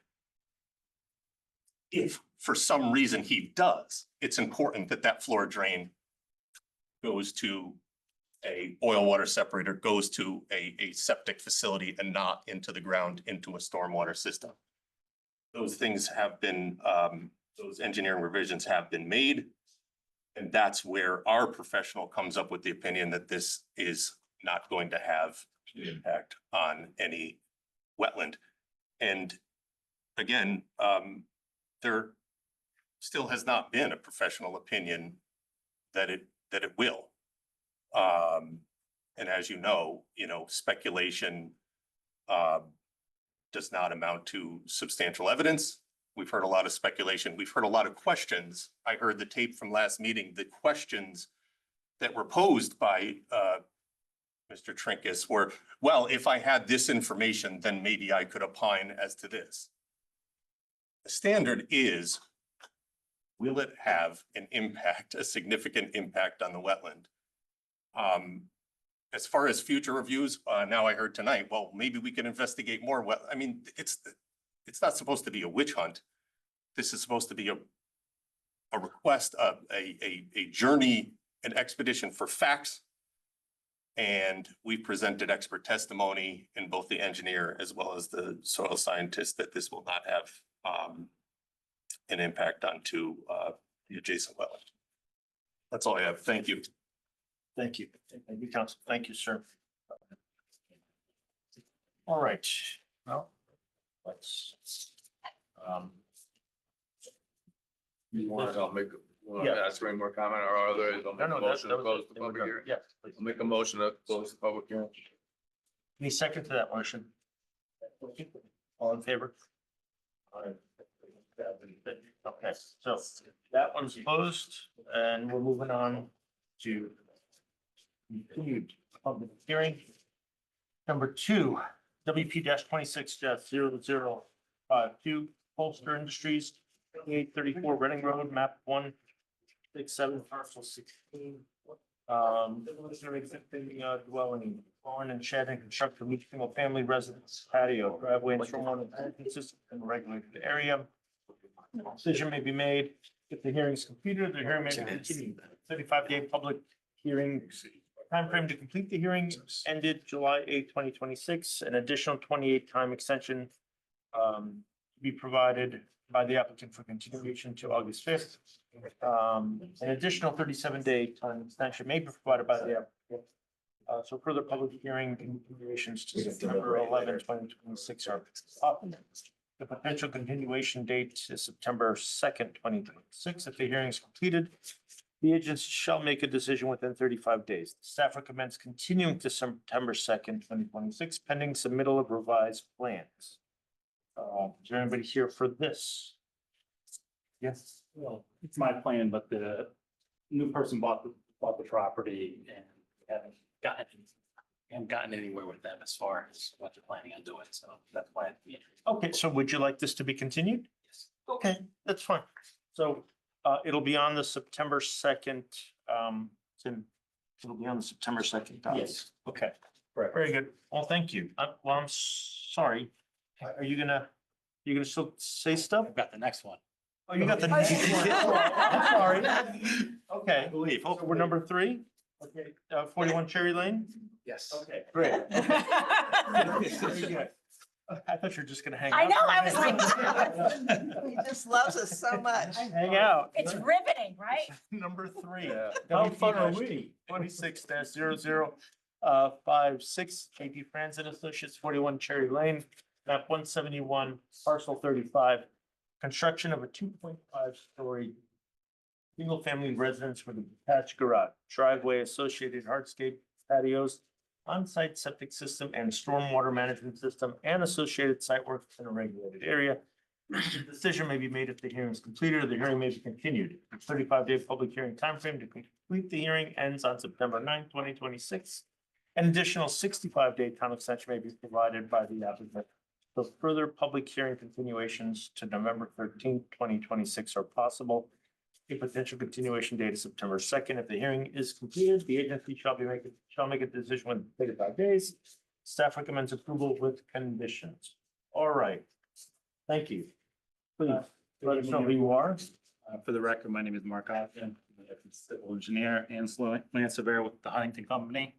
I'm representing the applicant for the project at 41 Cherry Lane. The property is located on the southeast corner, Cherry Lane and Hillside Road. It's approximately 3 acres in area and is located on residence AAA, 2-acre zone. So it generally slopes from northeast to the southwest, with slopes in the range of 3 to 5%. The property is currently vacant, but it's previously developed with a single-family residence, a travel driveway, rear patio, and on-site septic system. Existing vegetation on the property mainly consists of lawn with some shade and ornamental trees primarily around the center of the property. The property is located within Sasko Brook watershed. Conservation map is step 10 that identifies wetlands in the western portion of the property. However, wetlands is evaluated by William Penn Associates dated October 14, 2025, determined that there are no wetlands or watercourses located on the property itself. As a result, the site would be regulated due to the off-site inland wetlands as shown on the town inland wetlands map. You point that out where that is, so.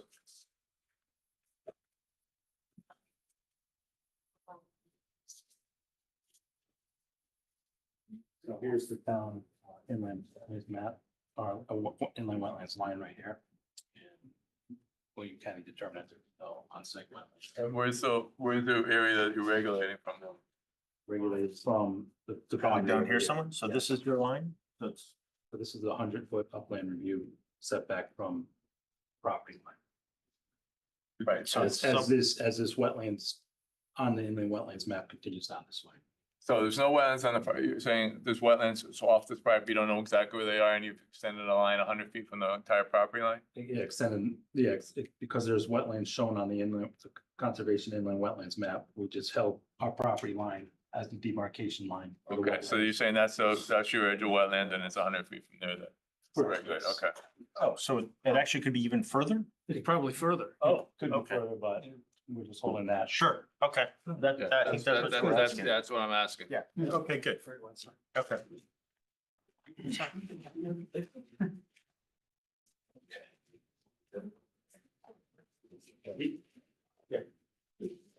Yeah, the applicant is proposing to construct a new 2.5 story single family residence, small detached garage, gravel driveway, front walkway, and rear terraces. Property will be served by public water and a new on-site 4-bedroom septic system, which is proposed in the southeast corner of the property up towards Hillside Road. The stormwater management system has been designed to meet the town of Fairfield drainage design standards. Stormwater runoff from the proposed residence, detached garage, 2 of the 3 terraces, and the lawn areas around the terraces to be collected and conveyed to a subsurface detention system.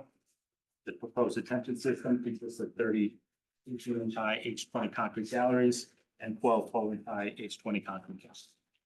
How much are you doing disturb in that 100-foot area? Basically, the planting, basically, we're not doing any, showing much grading within that 100-foot area, but there is a proposed planting plan with proposed planting. Okay, so are you showing proposing any activity in the 100-foot besides the planting? Just a little bit of, Just a little one piece right here? a little bit of grading over there. Maybe you can show that to the commission so that they understand. Yeah. So we get, okay, you got that. Perfect. So 2 things. You're saying that your 100-foot plan review area, you're just arbitrarily using the line of the property, Correct. but you haven't determined that, I mean, the wetland could be somewhere over here, which would bring this line actually further down this way. Correct. That's the first thing, right? The second thing is using this basic information, the only impact would be this little thing here. Yeah, this little grading here. So you can show that. And then can go to the planting plan. You have that, planting? Yes. Oh, it's from all. Okay, so this would be that same western property line. Oh. So if you're doing a buffer planting plan along this western property line, as well as three hardwood trees. Swamp maple and sugar maple in that upland review area as well. There's a couple larger hardwood trees as well in that, in the upland review area, upland review Quick area. question for staff is, you thought this was worthy to come to us? Yeah, it's common past practice for new construction Okay, I just. with demo It that. seems That's like, fine. I'm just trying to, it's very de minimis. I'm trying to make sure I didn't miss anything, that's all. Yeah, no, it's Okay. alright. So that's fine. Significant land Continue. disturbance with Yeah. stormwater management. Nice planting plan. Yeah, okay, good. So at least it's a. oh, no, Okay. Thank you. From the proposed gravel driveway as well as lawn and hardscape areas, draining towards that driveway will be routed into a gravel reservoir beneath a large portion of the driveway. The existing 3 catch basins and subsurface dry well located on the upland review area are proposed to remain in place. Potential erosion during construction will be minimized through the proper installation and maintenance of soil erosion sediment control measures. These measures include installation silt fence down gradient, for both construction activities as well as stockpile areas. That's what you got. All right, great. Commissioners, any questions?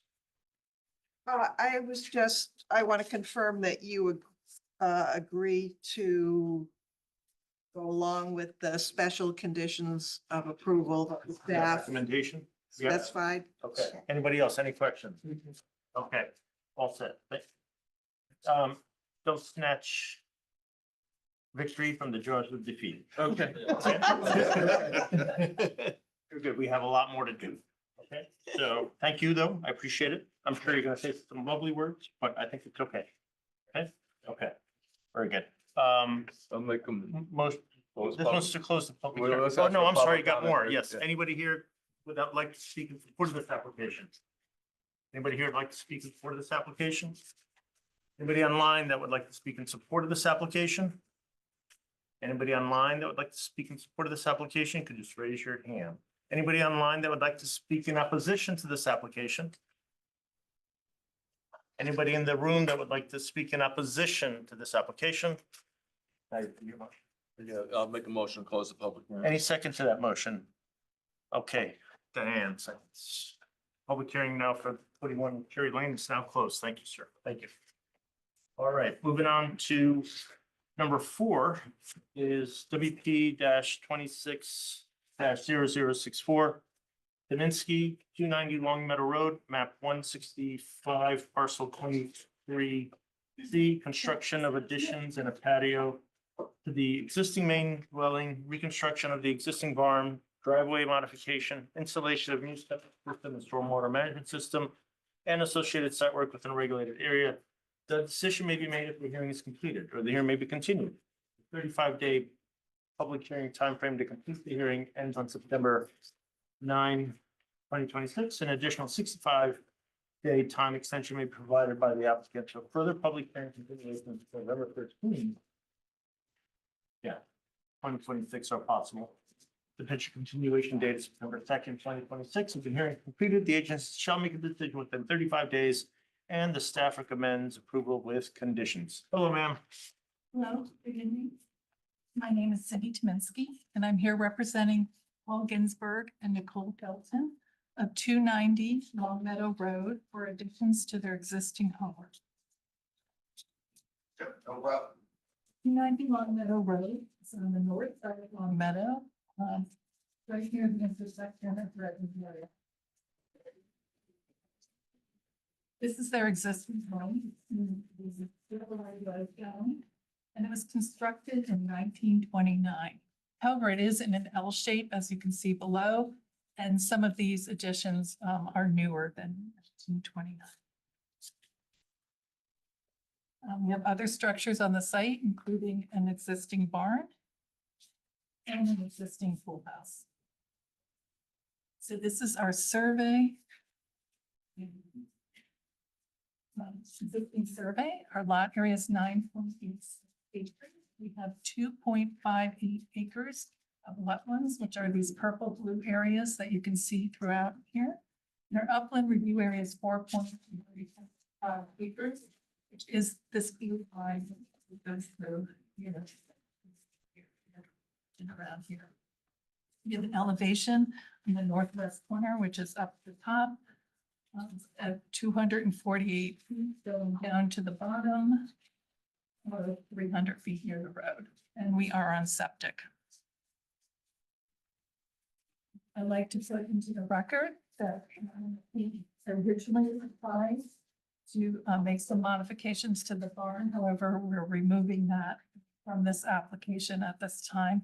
So along with removing the work to the barn, obviously, the drainage structure that was associated with it, as well as the septic system associated with it, will be removed from this approval. Can you point that out? Oh, I'm sorry. I don't know if I can see No, I it. should like. let me see. So here's the post here. So we have this iron in the this bulk deck, as well as the drainage, the septic system.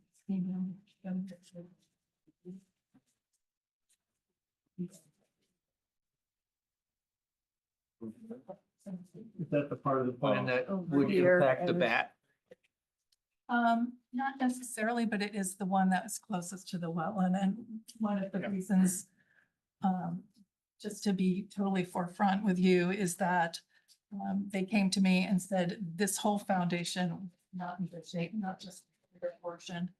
And then I said, I can't come to the commission and tell you that we want to take down the whole building and put in one that close to the wetlands. It's actually in it. So, yeah. Barn is actually in it. Point. Yeah, so we were going to come back at a later time and relocate that structure in a different location. So we're doing another additions to the dwelling, we're removing some of the existing structure on each side. We're still keeping the L shape. And we are realigning the driveway and the garage, as well as the pool house. We're just doing interior work. We have a silt fence that's coming through here, down here, and it comes back along here. We're protecting, we have some very large, I think, 40 to 50 caliber sugar maples that are here, here, and here. And we are going to protect those and try to protect them and keep those safe throughout the process. We have stormwater detention here, as well as here. And there is a little bit of grading right through here. And here.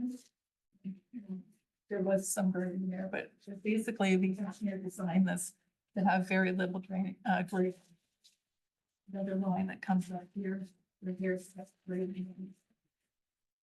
The building coverage will be 2.76. And we will have additional impervious surface of 8,390 square feet. And because we removed the barn, we will not have any wetland.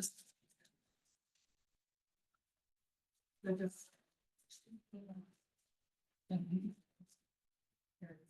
better. So I just wanted to highlight the stormwater drainage systems all coming from roof leaders. This one is here, this is a level spreader here, coming from a footing drain. And this area here was all previous driveway. And so all this driveway is going to be removed and restored with grass, except for this small portion here, which will continue up the road, the driveway that continues up to here.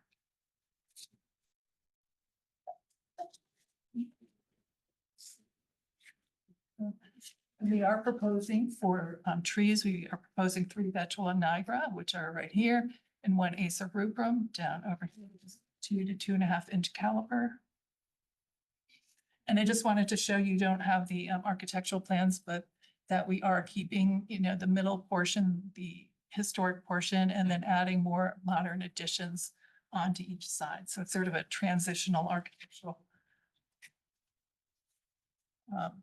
And we did run a Connecticut Natural Diversity Database review and it identified a threatened species on site, which is the tri-toed bat, and which is commonly associated with forest edges and open woodland habitat. So that's what we have. We have that pond and then we have a lot of grass area. So they recommended accommodations such as avoid tree clearing between May 15th and August 15th. We have followed that. And we are going to follow this one as well as utilizing soft start construction techniques during the cold mornings to make sure that the bats have time to rouse from the trees. So the bats are outside the pond? You know, they're in the trees. They're in the oak trees in the cavities. Also, I think they go into, there's any caves or rock type structures as well. So the disturbance to the bat habitat was, you're gonna remove some trees from that, is that because of the barn and that's gone now? Not necessarily. I mean, it could be any, you know, they tend to like oak trees too, but any trees that you take down, it could be, you know, impacting their habitat. But we're not taking down, we're taking down a few trees. Let me go back. I didn't even show you those. We're taking down these trees here as well. Okay. But I believe those are not in the upland review area. Yeah, those are not in the upland review area. So.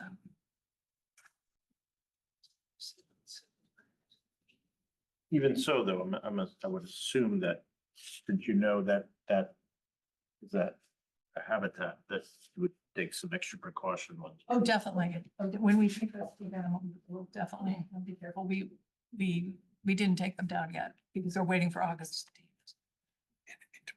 Which was the period that Deep recommended. Right. We were considering, I came in and talked to Mr. Bishop about it, and we were considering trying to take them out in the spring period that we were not. We will take them out after the 15th. So in summary, we have a new stormwater detention system where none exists now, and it will greatly improve the environmental conditions on site. The new addition is proposed in approximately the same location as the existing house. We have proposed 4 native trees that will contribute to the overall health of the site, and the deep management practices, best management practices will be implemented to avoid adverse impacts to the tricolored bat. And I'd like to thank you for your time, and I'm available for any questions. Thank you. Thank you very much. Commissioners, any questions? I had some comments. Yeah, go ahead, Diane. Yeah, you just said the proposed addition is in the same place as the existing, part of the existing. Yeah, approximate. House. It's a little bit bigger. Okay. So here you have it here, and this is being taken down, and then this is being put back. And then this portion, this was a garage back up here. Okay. And so now the garage is here. So it is a little bit Still an larger. L, it's just a. It's still an L. Yeah, I guess my overriding, well, let me ask you this first. Your materials stated that you looked at alternative plans for the driveway and the septic, but you didn't go into any detail. What Well, alternative plans well, did we you? did try, we did consider, putting the driveway on this side, but it just, there was a lot more grading that was involved there, and there was already disturbance on this side. And then we have the central location of the home that we were trying to keep, so that was changing things too. I do know that the level spreader, the engineer, I made him move it because where he had it, I believe he had it down over here before. And there was a couple really large trees that we would have had to cut down. So I had to move it to an area where there were just shrubs. Okay, so. That. Is that reflected in the paperwork, those changes, or you just brought us what this is, what you have here. So one of the things that we have to look at is what's called a prudent and feasible alternative. So you had a plan that was different than this. And somehow you determined that this was better than that plan. Is that correct? Well, we sort of just, it sort of went through the whole design as we were going through the design process. So you iterated. Right. Yeah. So- Well, I probably have a folder that has like 15 What- site plans. What we would like to hear, if it's possible, is this would be your prudent and feasible alternative. Give us the other, a little bit of the other ones, just like you did, to show how this one is so much better than the others. And I had some, I guess, related, who was the professional who prepared your narrative in your qualifications? I have a master's in landscape architecture and an undergraduate. Okay. But I mostly have worked as a planner Okay. in the last. many Because years. we typically require, or in a project like this, you know, a wetland evaluation, biological evaluation. So you're saying that you're providing, Well, we had Alex Mock come out and you just did the donation, I didn't see any impact assessment. well, we did have a report. She did have a. You did? Yeah. Do we have that? Yeah, we got it. yeah, we got that. You have that. Yeah, please. Okay. Yeah. So, yeah, so one of the things we considered was, putting the driveway on this side. Okay. But that would mean a lot more grading and then also this area is not disturbed. Whereas this area is. So basically, we decided. It's not an impact assessment. No, it's not, I didn't see, is there an impact assessment associated with it? No, just that. Okay, this is just a delineation report. This isn't a biological evaluation. So I think I would personally want to have that for a project of this scale. Okay, and then what I'm looking at here, very close to the wetlands at this driveway background, and I'd like to know what the, what the impact is there. I'd like to see a mitigation plan for that. I'd also like to see possibly alternatives and also whether we can do if it's feasible to have it there. It looks like the drainage isn't gonna really work here because it's so flat. Maybe looking at some type of pervious paver, some type of pervious asphalt in that location. Okay. We can consider that. And so mitigation, do you mean like? Or just? I thought you said something like 3 plants or something, or 3 trees. Usually when there's this much activity this close to a wetland area, we see more robust planting plants. Wetland and endangered species that's been identified by DEEP. I'm really concerned about anything we can do to minimize any impact on the bats. And also, Lighting. the other thing I noticed over here, is your level spreader and your drainage. And I'm sorry, I didn't have a chance to go to the site. I don't know if you went through okay, because we didn't have a sidewalk into the rain, but, I'd like to see if you could stone walls make good demarcations. I know this is outside the upland review here, but I'd like to see if you can bring it back within on the other side of the stone walls, because those stone walls act as good areas of demarcation. I know I did ask the engineer at the time and he basically said it wasn't possible, but I can re-ask You him. can ask them why it's not possible. Usually if you push hard enough, they can do anything. Yeah, how this property basically works is that we have stone walls and that this area is grassed. And on the other side of the stone walls, woods. Yeah, so that's what I'm trying to do, is save the woods with the bats are, so that's why I asked that question.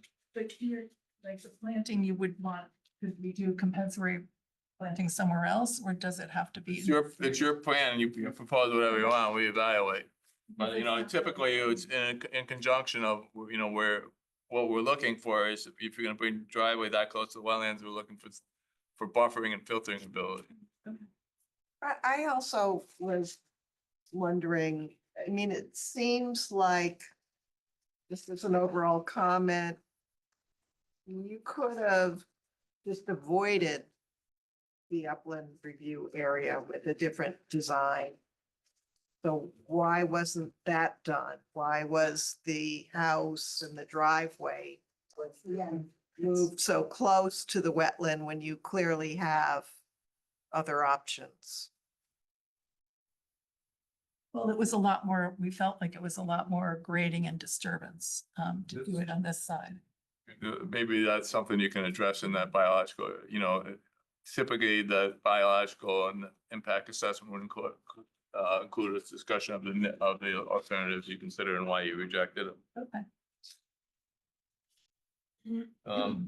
If you, do you have any, I'm sorry, I didn't want to rush you, but if you don't, that's where I'm coming from. We're getting late, so if maybe if you don't have anything else, we'll just adjourn the hearing for tonight and. Okay. And I think Tim probably could give you some more comments also. Thank you.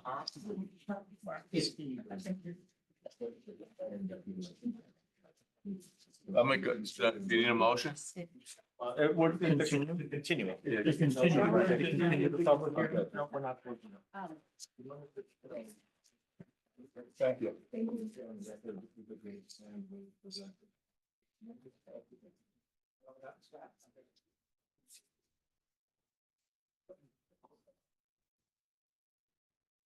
Are you talking about the evaluation? No, yeah, who did that? With the Brian Terry. No, You talking about the wetland? it was that, analysis? it was that. It's the one Yeah.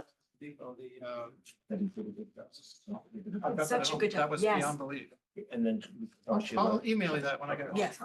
Yeah, please come on. The cheese. All right. So number 5, WP 26 0071. Stroutscapes River Restoration LLC and Nutmeg, chapter of Trout Unlimited. Mill River, multiple address including in Congress Street and within Connecticut DOT right of way along Congress Street. Restoration of a portion of the Mill River. Decision may be made if the hearing is completed or the hearing may be continued. The 35-day public hearing timeframe to complete the hearing ends September 9th, 2026. Additional 65 days extension is provided by the applicant. With further hearings, continuations to November 13th, 2026 are possible. A potential continuation date September 2nd. And staff recommends approval with condition. All right, hello, folks. Hello. All right. What's going on? So we're Trout Unlimited and Brian is the contractor. Stroudscape. It's okay. That did the original plan and would do the construction. So our goal is to do the project in September. We have to get it done before October 1st, or we have to wait a year. That's the spawning. Are you here to answer any questions you have? Did you have a chance? You to give us an overview of the project, and then also I had a question. You know that they're replacing that bridge, right? We're not going to be near that bridge. Okay. The bridge, I understand, is the one that's going for Lake Mohegan. We're going to be working by Covenant Church. Congress. Downstream Yeah. bridge, closest Bridge. Congress goes over just south of Station 17. Right, Right. we're only working 1 through 8. Right. I have the plan on a flash drive. Does that help here? We can't put that on town computer. Gotcha. Sorry, but you should have. Got a plan here, but I don't, we have a lot of paperwork that we have. You have a plan, anybody have a plan we can hold up? By inches. If you want to It's use, on tabloid side. Yeah, I was gonna say. you want these, Jay? First of all, I would say I am excited about it, but, would you help walk this? Absolutely. Look at these and hold them up, or? Yeah, I can do that. Probably easiest since I know them. Again, the plan before you, there are actually 17 sites. Tonight, we're only asking permission to get sites 1 through 8 done from a financial standpoint. We also have some work to do with landowner outreach downstream on some. So just to be clear, we have an Army Corps permit and DEEP waived. They did a fisheries. You work with fisheries and got. Yeah, Bruce Williams did the fisheries report. We have a copy of that. I'll give you a copy of it if you want. He asked us for a minor change, but it's on one of the sites downstream that we're not. Okay. And we made that change for Bruce.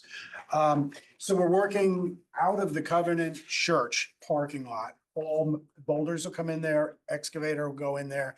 We actually have to open up a portion of their guardrail in their parking lot to get the machine in.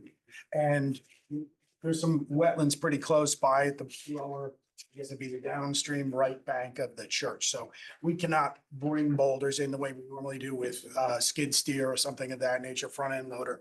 So we're gonna leapfrog with the excavator, the boulders downstream, just so everybody understands. So single point of entry and exit. We'll be leaving some of our structures partially unfinished as we go down so that we can finish them as we walk back out the excavator. It's about a 7-day project. We're gonna avoid Sundays because of the church and any, we'll work closely with the pastor. Goal is to create grip on pool areas? Or I'm sorry, what's that? what's the overall goal for your habitat improvement?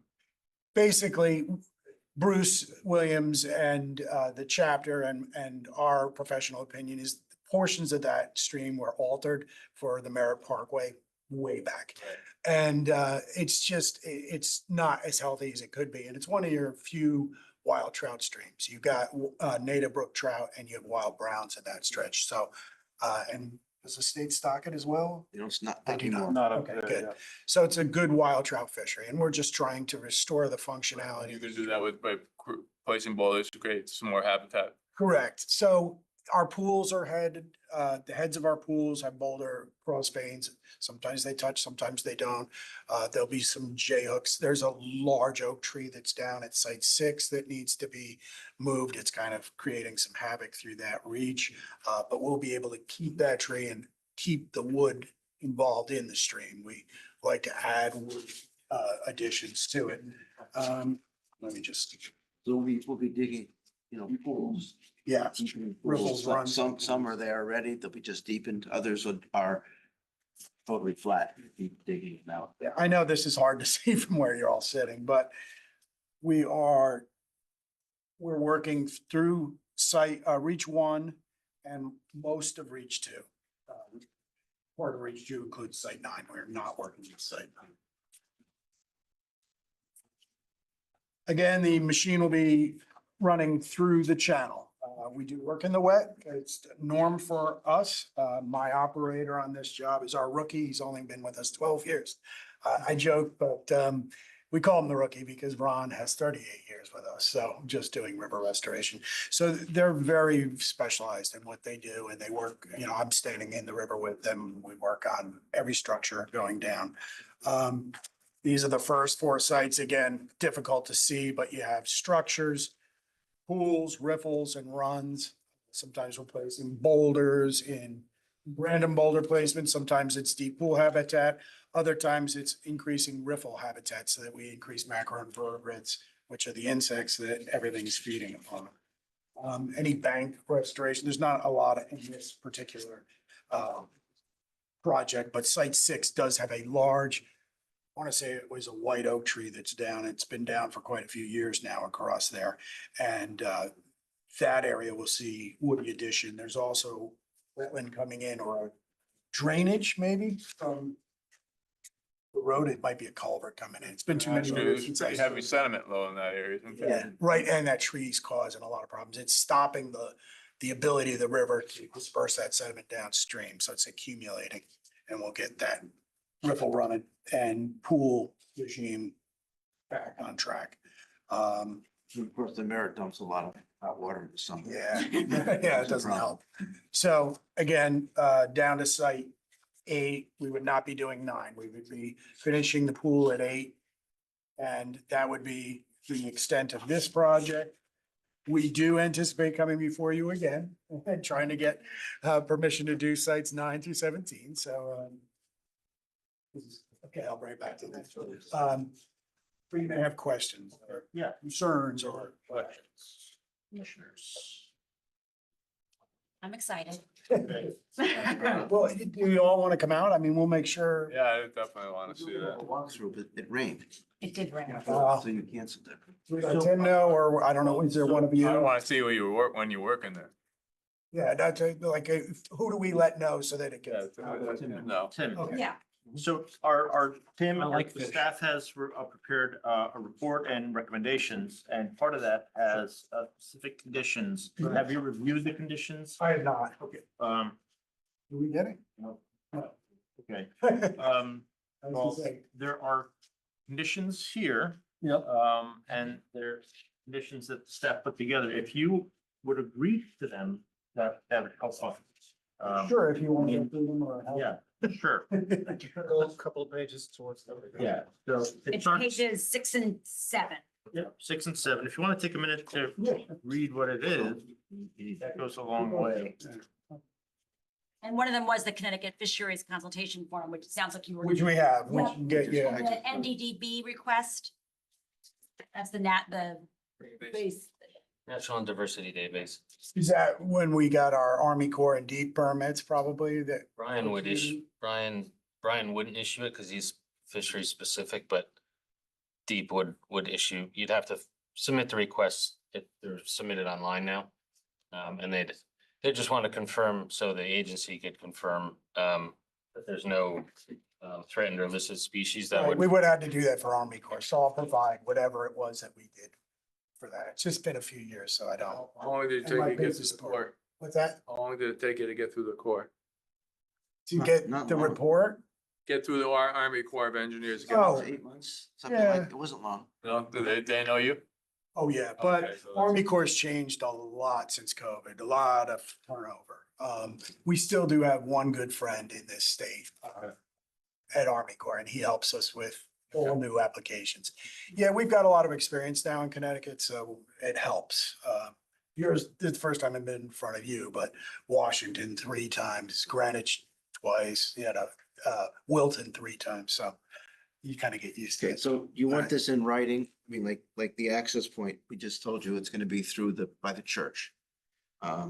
The phasing plan, it's 7 days, so once we start, it's gonna be straight through except for Sunday.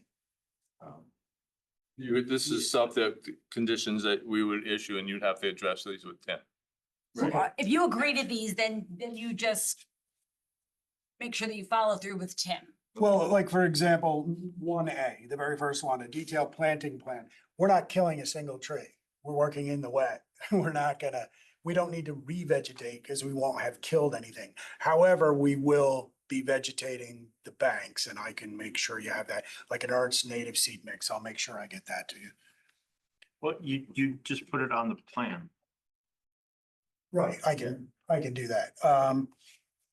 Just attach it. We may have it. I'm just looking. If it's gonna be here. Upstream and downstream access points are gonna get disturbed, so I'm not saying replace trees because you're not cutting. Right, them, no, we'll, Trampling bushes, right, but it's to stabilize. absolutely. Apparently not. Yeah, we don't have it on this one. We'll get that to you. Okay. Yeah, just point that out. Yeah, it'll be an Ernst native seed mix for this geographic region. That's all I need to know. Additional soil and erosion controls.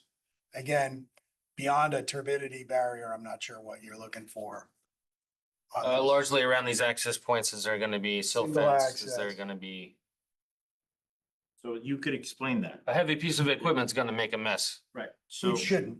We use wide track, low ground pressure machines, so it sounds insane to the average human, but an excavator can weigh less per square Yeah, no, inch I than a person. understand I that. know, it just, Yeah. you see this huge hulking, you see a huge hulking machine and you think, but when The fact you're it going in and out tips, of and rivers. it can put a lot of pressure in a small area. You can address. But I can address that. Yep, instructions. We have, the church has already given us. Yeah, we did the wetlands delineation reports. Okay, yeah, that. Remember the gentleman, Jeff Yates. And then the church has given us permission to access stuff on Sunday. These are all things that you could just bring to Tim. Got it. So we're with staff. We have to look at them and we then agree or we're. Yeah, I mean, at quick glance, they're all normal things that are easy enough. to do. Nothing. You're on the record when you say it out loud. Right. Probably environmental site. Right, just say that, we agree to the usual conditions. you and- agree to. Right. Yes, But that's making it on the record. statement. Right. I'm just- A Yeah, I understand. third party site monitor. That, so that, Tim, the third party site monitor, Mostly related to S&E control. So, in the last 2 weeks, we've had some huge rain. Mhm. That site monitor is a qualified professional that can, visit the the site, prior to and after an event like that to say S&E controls worked, or they were damaged, they need to be repaired. If the silk curtain blows out and ends up in Queens, we need to, that person would identify that problem and get it fixed before the next day or the next scheduled work. We have event. to hire that person.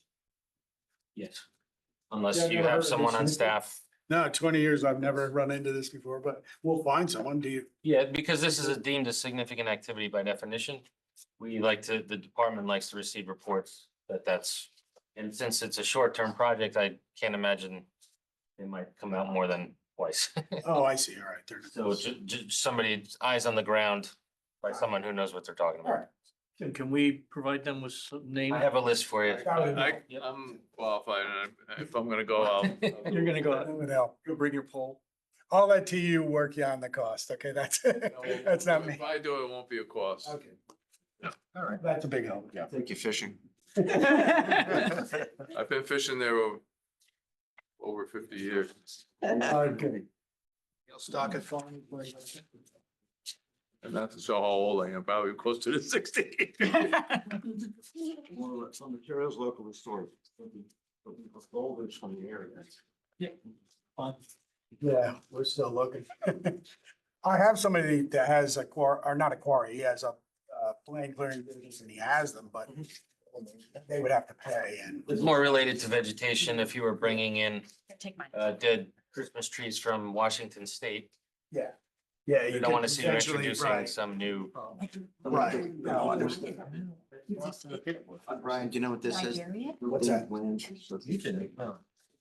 I don't know. Did they have a township requirement that the building? Submit as-built plans. Oh, that's easy. That's just, if I make any changes whatsoever, I have to indicate on the plan. If I do Oh, it okay. exactly like the plan, I just write as built on it. Start work until, this says until, October, is that right? No, we have to be done by September 30th. By September. Okay. About 7 days, give or take. Minus a Sunday we might miss because of the church or weather.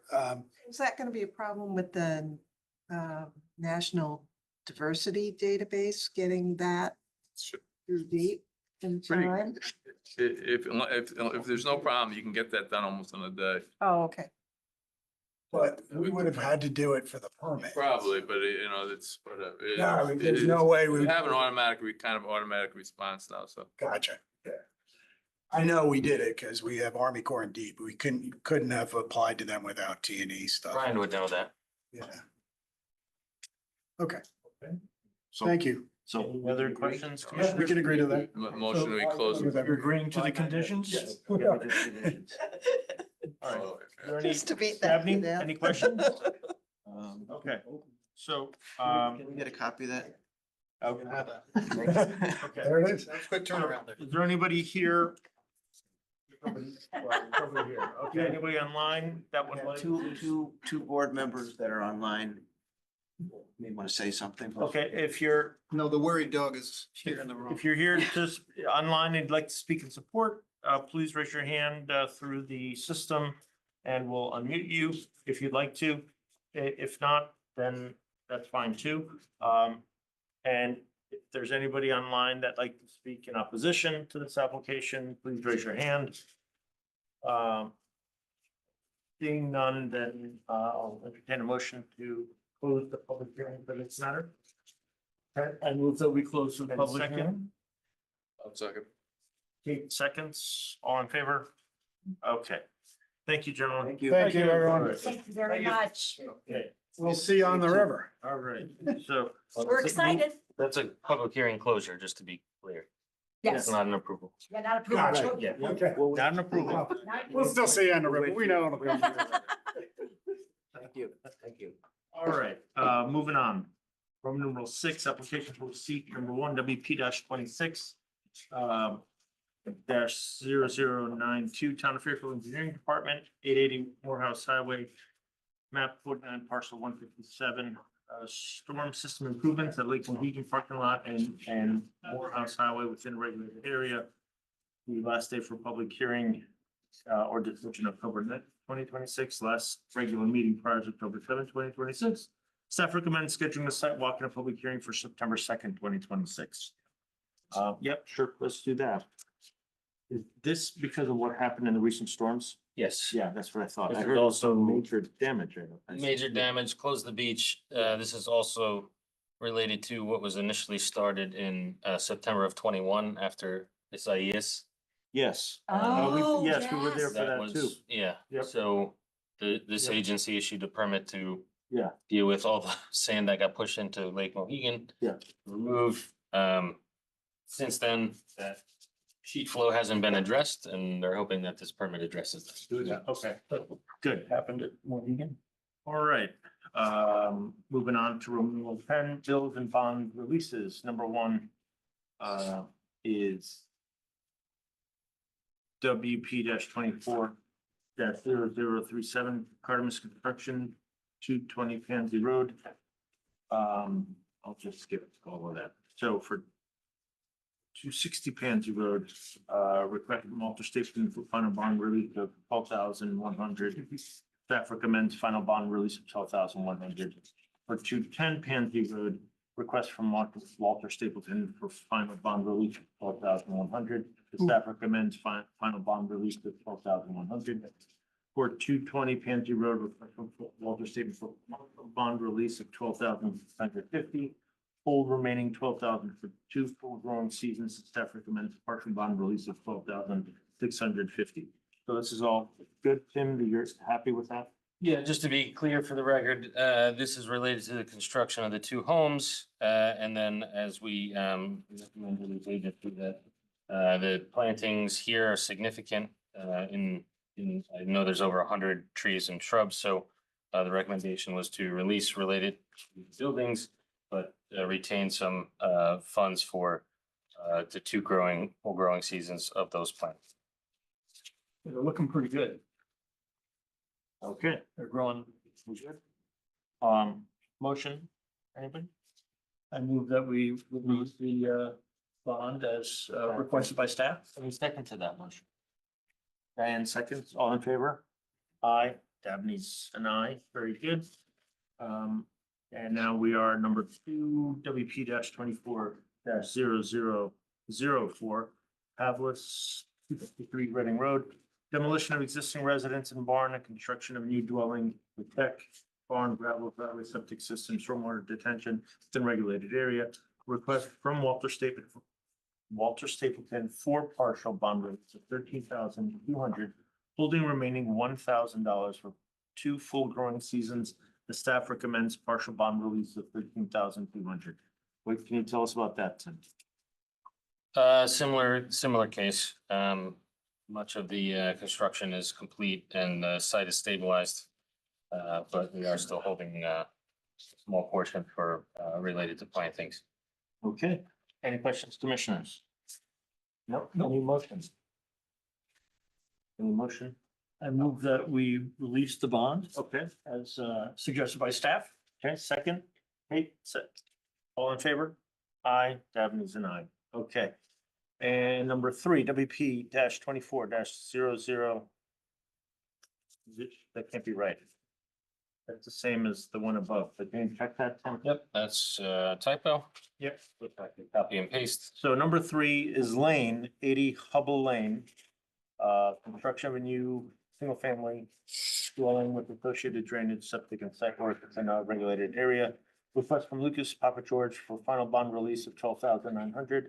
12,000 of the initial 24,900 bond was released in December 2024. Staff recommends final bond release of 12,900. Is that the same, Tim? Yes. All right. This one doesn't have planting, so after this release, it's complete. It's complete. Okay. Any questions, commissioners? If not, a motion? Kate Make a motion to release the bond. and Ted. All in favor? Aye, Dabney's a yes on that as well.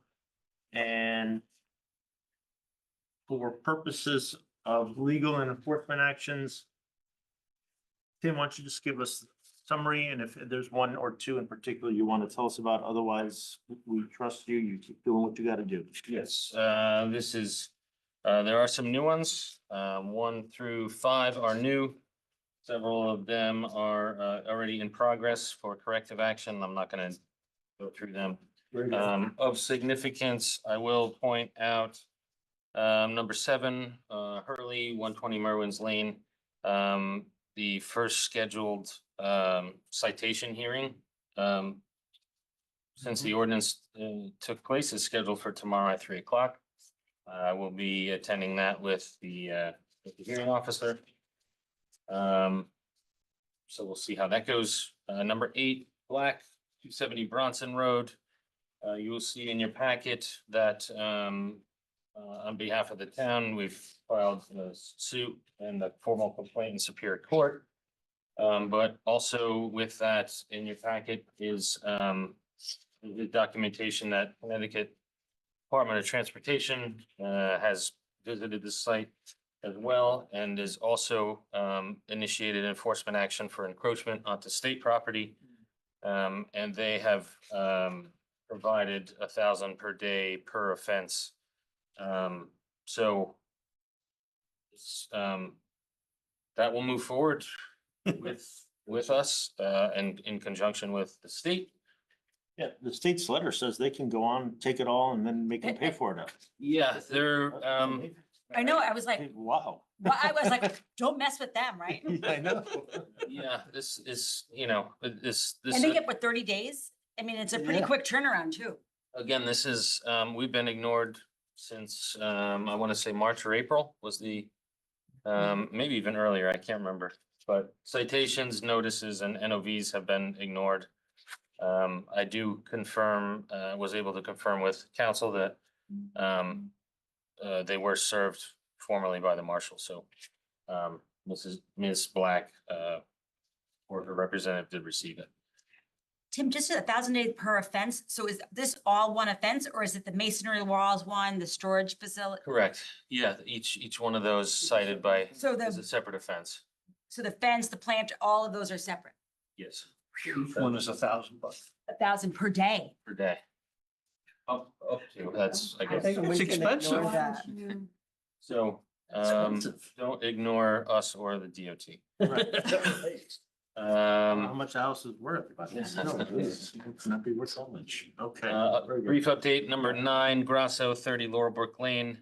I did reach out to their consultant. They were supposed to submit an application for corrective action in August. Obviously, they failed to do so. Similar to the story that I said in June, they are supposed to submit something in September. So that's also one with multiple citations, NOVs, encroachment into the conservation easement. And there may have been more work done after the last citation that staff observed, so I think I'll deal with that at the next meeting, but the next step, there's no solution. I think I'll recommend filing, taking legal action. And just tonight, number 12, brief update at 987 Banks Road, North, Beth Howard Associates LLC. Council who presented tonight on another application gave me an email from Land Tech representing some current status that they are working on it and will present for the next meeting. Okay, very good. Moving on. Yes. I have a question. Tim, what's happening with 42 Anvil? That property is under contract now. I'd have to double check our file, but I believe they submitted a permit and we're executing that. I don't know. I'll follow up. Well, what happens if the sale closes and the buyer hasn't been informed of all this and it's not completed yet? It's not on the land records, but argument could be made that the new owner just bought a problem Yeah. without So- disclosing it. So I've discussed this before, and for the record, I'm an attorney and I do real estate closings, and it's been over 10 years now where best practices is not to just do a title search, but to also do what's called a municipal search. That municipal search, the title search, or somebody like them, goes to all the different town departments. They would come to conservation. Hey, do you have any information about this particular property? and then they would give them that So information. they actually go to They- the department. Yes, they go to So it's each- not just the land records that they check. That's a different search. The land records are the land records for title Right. purposes. For title, who owns the property and all that.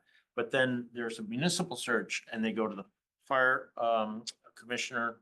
They go to, I'm sorry, the fire marshal, they go to zoning, they go to inland wetland, they go to the building department. Because each one of them has a different thing, like somebody, if your field card says there's 2 bathrooms and then all of a sudden there's a 3rd bathroom that you saw, like how did that? There's somebody in it. Yeah, it's like, how did that get there, right? So those are the things, and that puts them on notice. That's the one they had the post around the neighbor's property. That's the batting Yes. cage, wasn't it the batting batting, the cage. batting cage and the shed? Not even on their property. Mowing. Right, Yeah. right. They probably took it down. I don't know, whatever, I'll but follow up with Whatever, Attorney whatever they're Russo. buying, they're not buying that. I'll follow up with Attorney Russo and report back. Okay. Sounds good. Any other questions? Nope. So 12 staff reports. Number 1, reports from the Conservation Department. I'll let you go out in there. Sure. What's up? Yeah. Briefly to show huge volume, recently, there were 17 applications for certificates of wetlands conformance. That keeps Sarah very busy. NOVs issued 5, citations 2, 11 bond releases. And this is something new I'm putting on in collaboration with Really? Harbor Watch's data that I'll get monthly and update this from the date the went in the water. So I'm just showing this for visual impact that 2,493 pieces of trash were collected and amounting to 272.81 pounds since it went in the water. Yeah. Boom. Yeah. Wow. Wow. And the volume of the. And stayed out of Long Island Sound. Once a month. So that just information to share Good.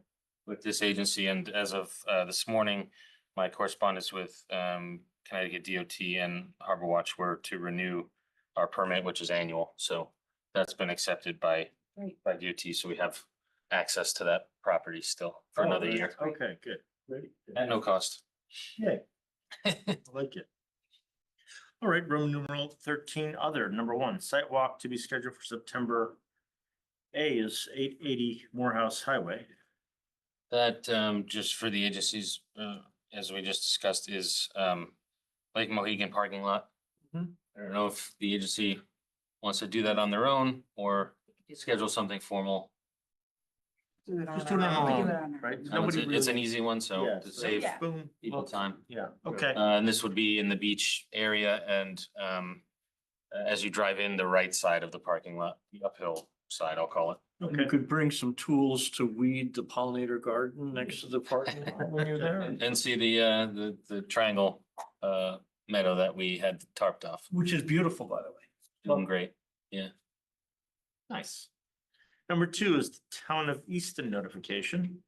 Just wanted to share that work since it's they're required to notify municipalities within 500 feet. This is related to, as we've seen in the past, 15 Plumtree Lane. This is just a pass through of information from Easton itself. Okay, and similar to that, the number 3 is Casitas Engineering, 1 Sturgis Highway, Westport. Also, for the same reason, as it relates to the town of Westport, this is a bridge the agency has seen in the past. And this, just another notification. I'm sorry, single family house, seeing up the bridge. So we're just being notified. Sure. Any others? one other. Yes, sir.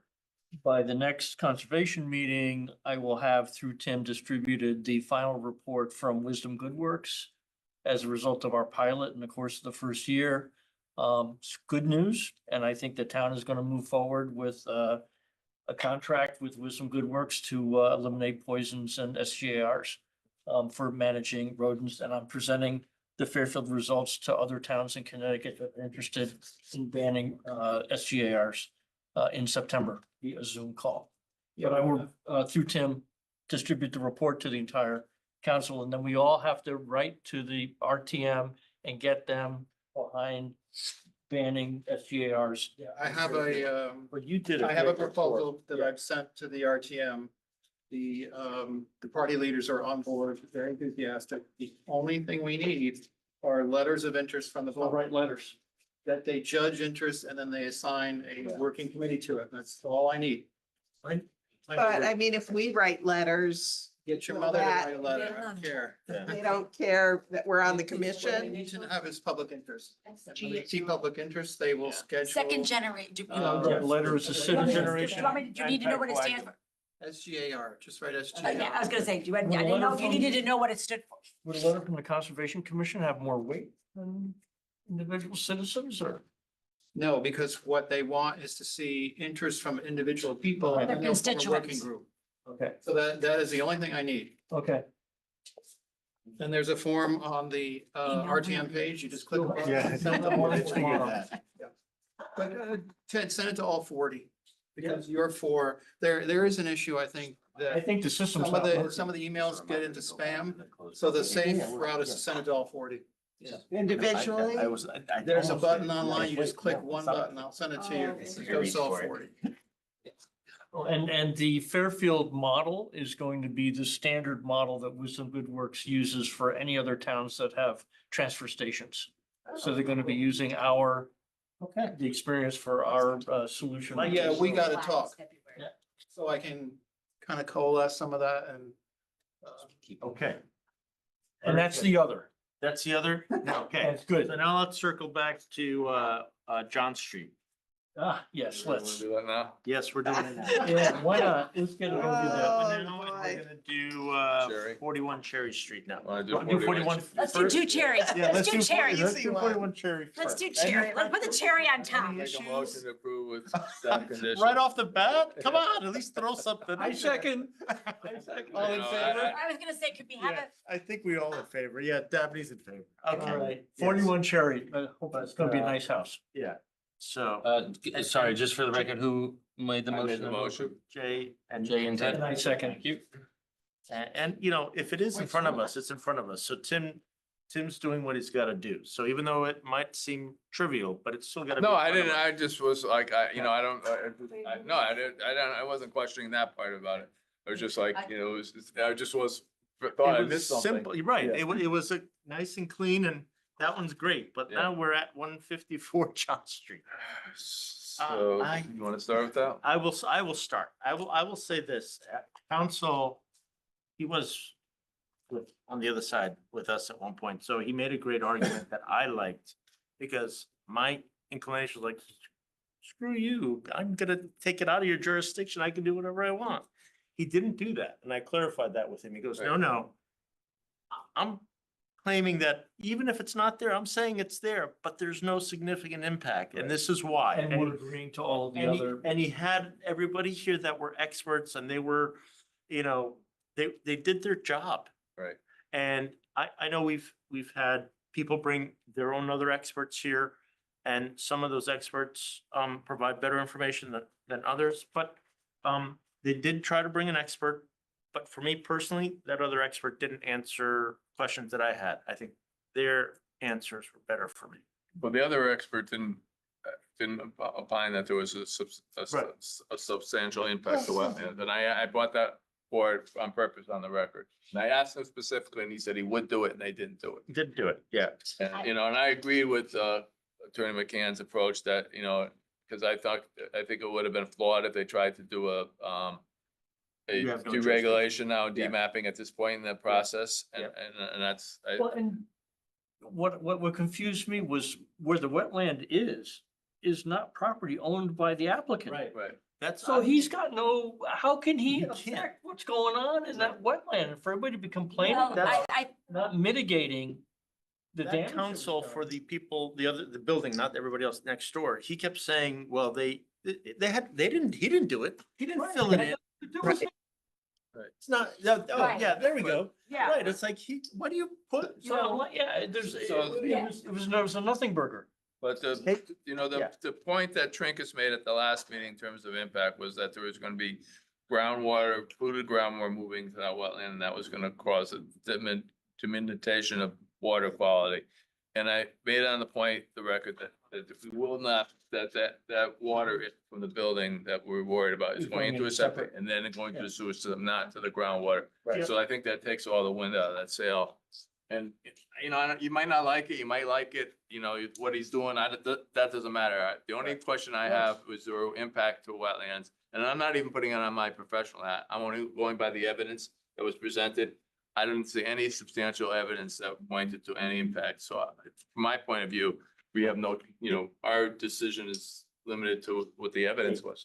Well, I'm more comfortable saying that there's not gonna be an impact than them trying to like back around and say, we're saying there's no wetlands, so then there is no wetlands. Right, I didn't like that Yeah. argument at all. Right. You know, like, I don't like a third party, the applicant coming in and then Right. on offsite wetlands saying something that we are expert with, but you can't touch because we don't have permission to look at it, but Right. we're telling you that whole situation made me extremely uncomfortable. Right. But I think if you're gonna say, like, whether or not it should have been remediated or not remediated, like wherever that is in the remediation process, you know, it would be nice to figure that part It had out. nothing to do with the applicant. No, that's what I'm saying, but I don't think that even if it didn't, I mean, I think that if with their stormwater management as it is, will it negatively impact that wetlands?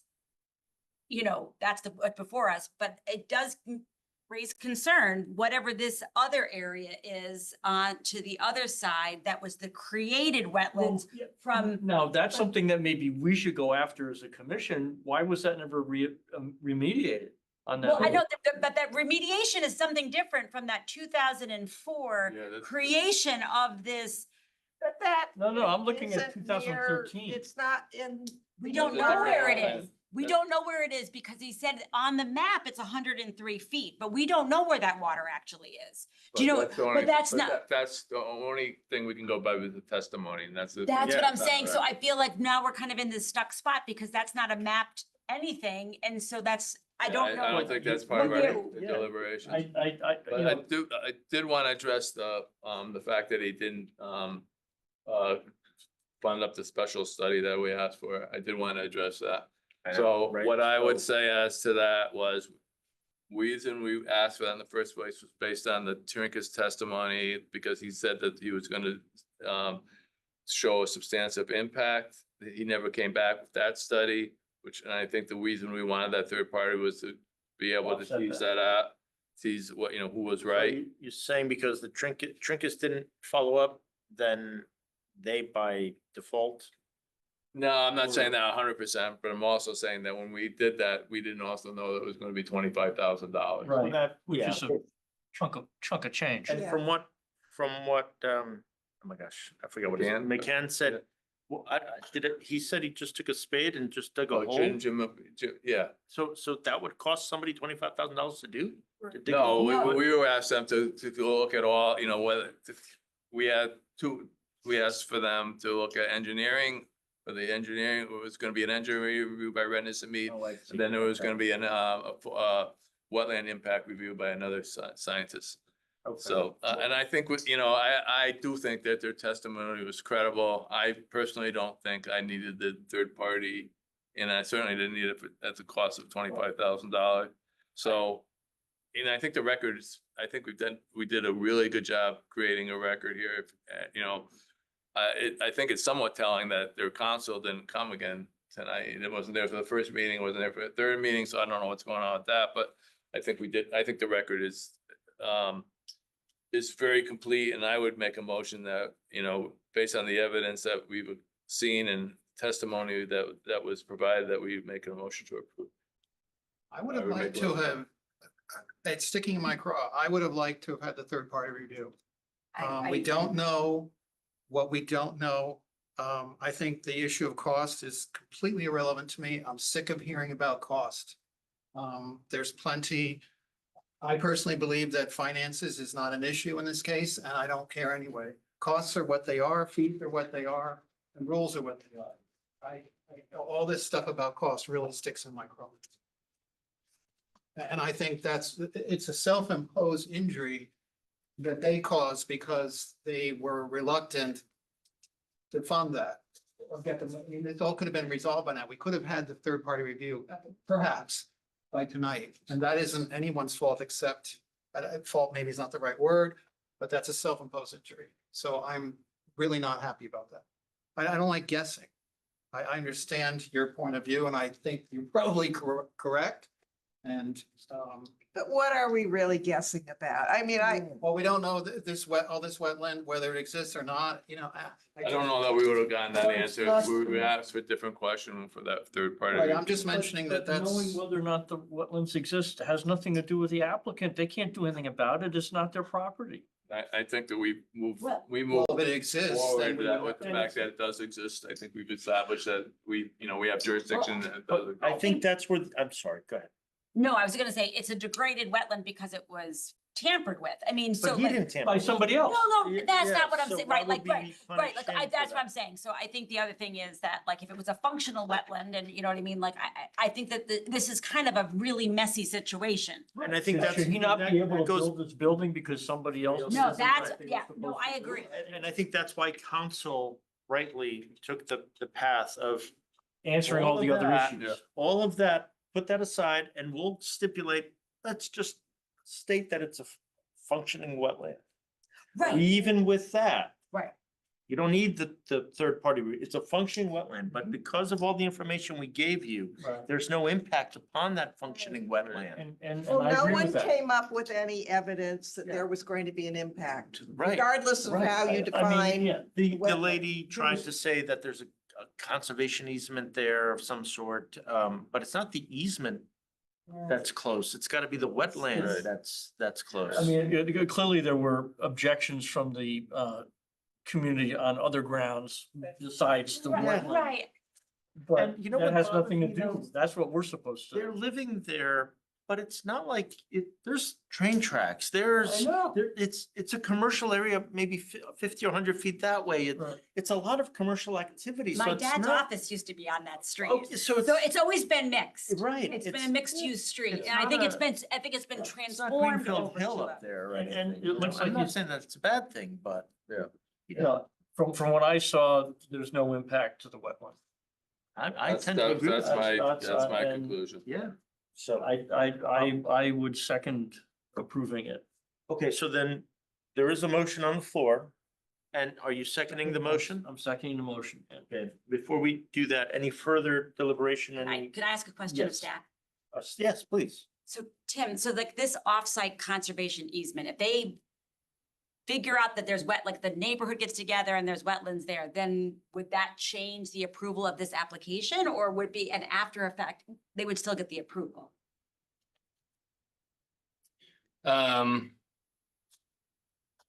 If this agency approves the application tonight, I would not see any rationale for the condo association to invest in a soil scientist to determine whether the regulated area extends from their property onto John Street. Okay. I will add, without doing any legal research or anything Right. at all, we are making a decision based on the evidence the evidence Right. that's for Right, us. that's right. So once we make a decision one way or the other, they would need to do all of that within the appeal period. Right. And they can appeal this with that. Right. Right. But Okay. after that, let's say they take a year from now and do that, they can't come back and say, oh, you were wrong for making that decision. Right.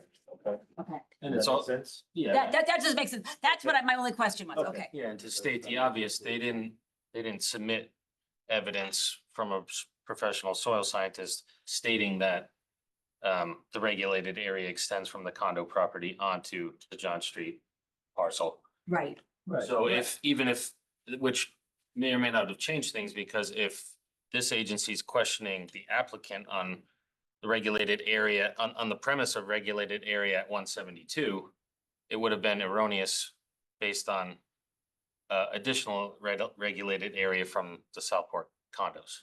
Right. So Yeah. we wouldn't have had this whole argument of whether it existed or not, or it's poor quality or not, or if it's filled in or not because of that, but that was never presented prior to tonight. Okay.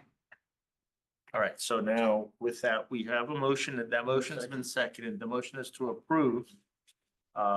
Based on the evidence we've seen. Yep. All in favor of the motion? Aye. Aye. I'm gonna One, abstain. 2, 3, four. Daphne, are you I'm abstaining. you're abstaining? So I four, am abstaining. well, and what did you do? I'm sorry. You know, I'm voting for it. All right, so it's 5-4, 5 yeses 502. and no no's and 2 abstentions. Everybody good? There you go. Motion carries. Yeah. Crowd unlimited. Oh, Trout Unlimited. Public hearing is closed. How do you feel about that? Are they good? Well, because they didn't have a chance to review your recommendations. We They accepted them. did accept. agreed on the them. rest. They accept They were, they did? They Okay. agreed. We asked them several times before they got around to saying, yes, we agree. Okay, I must have missed it, but Yeah, then if I they wrote it down accepted too. I I move that we approve the Trout Unlimited. Okay, any, Oh, the Ted's river- got a the motion, any second to that motion to approve? I'll second. And Jay seconds, all in favor of that one? Aye. That's all around. Okay, Thank you. very good, folks. All right, I'm hungry. It's not too bad, 9:40. You didn't Good to see everybody eat. again. Came here. Yes, good to see everybody. I didn't have a chance, I didn't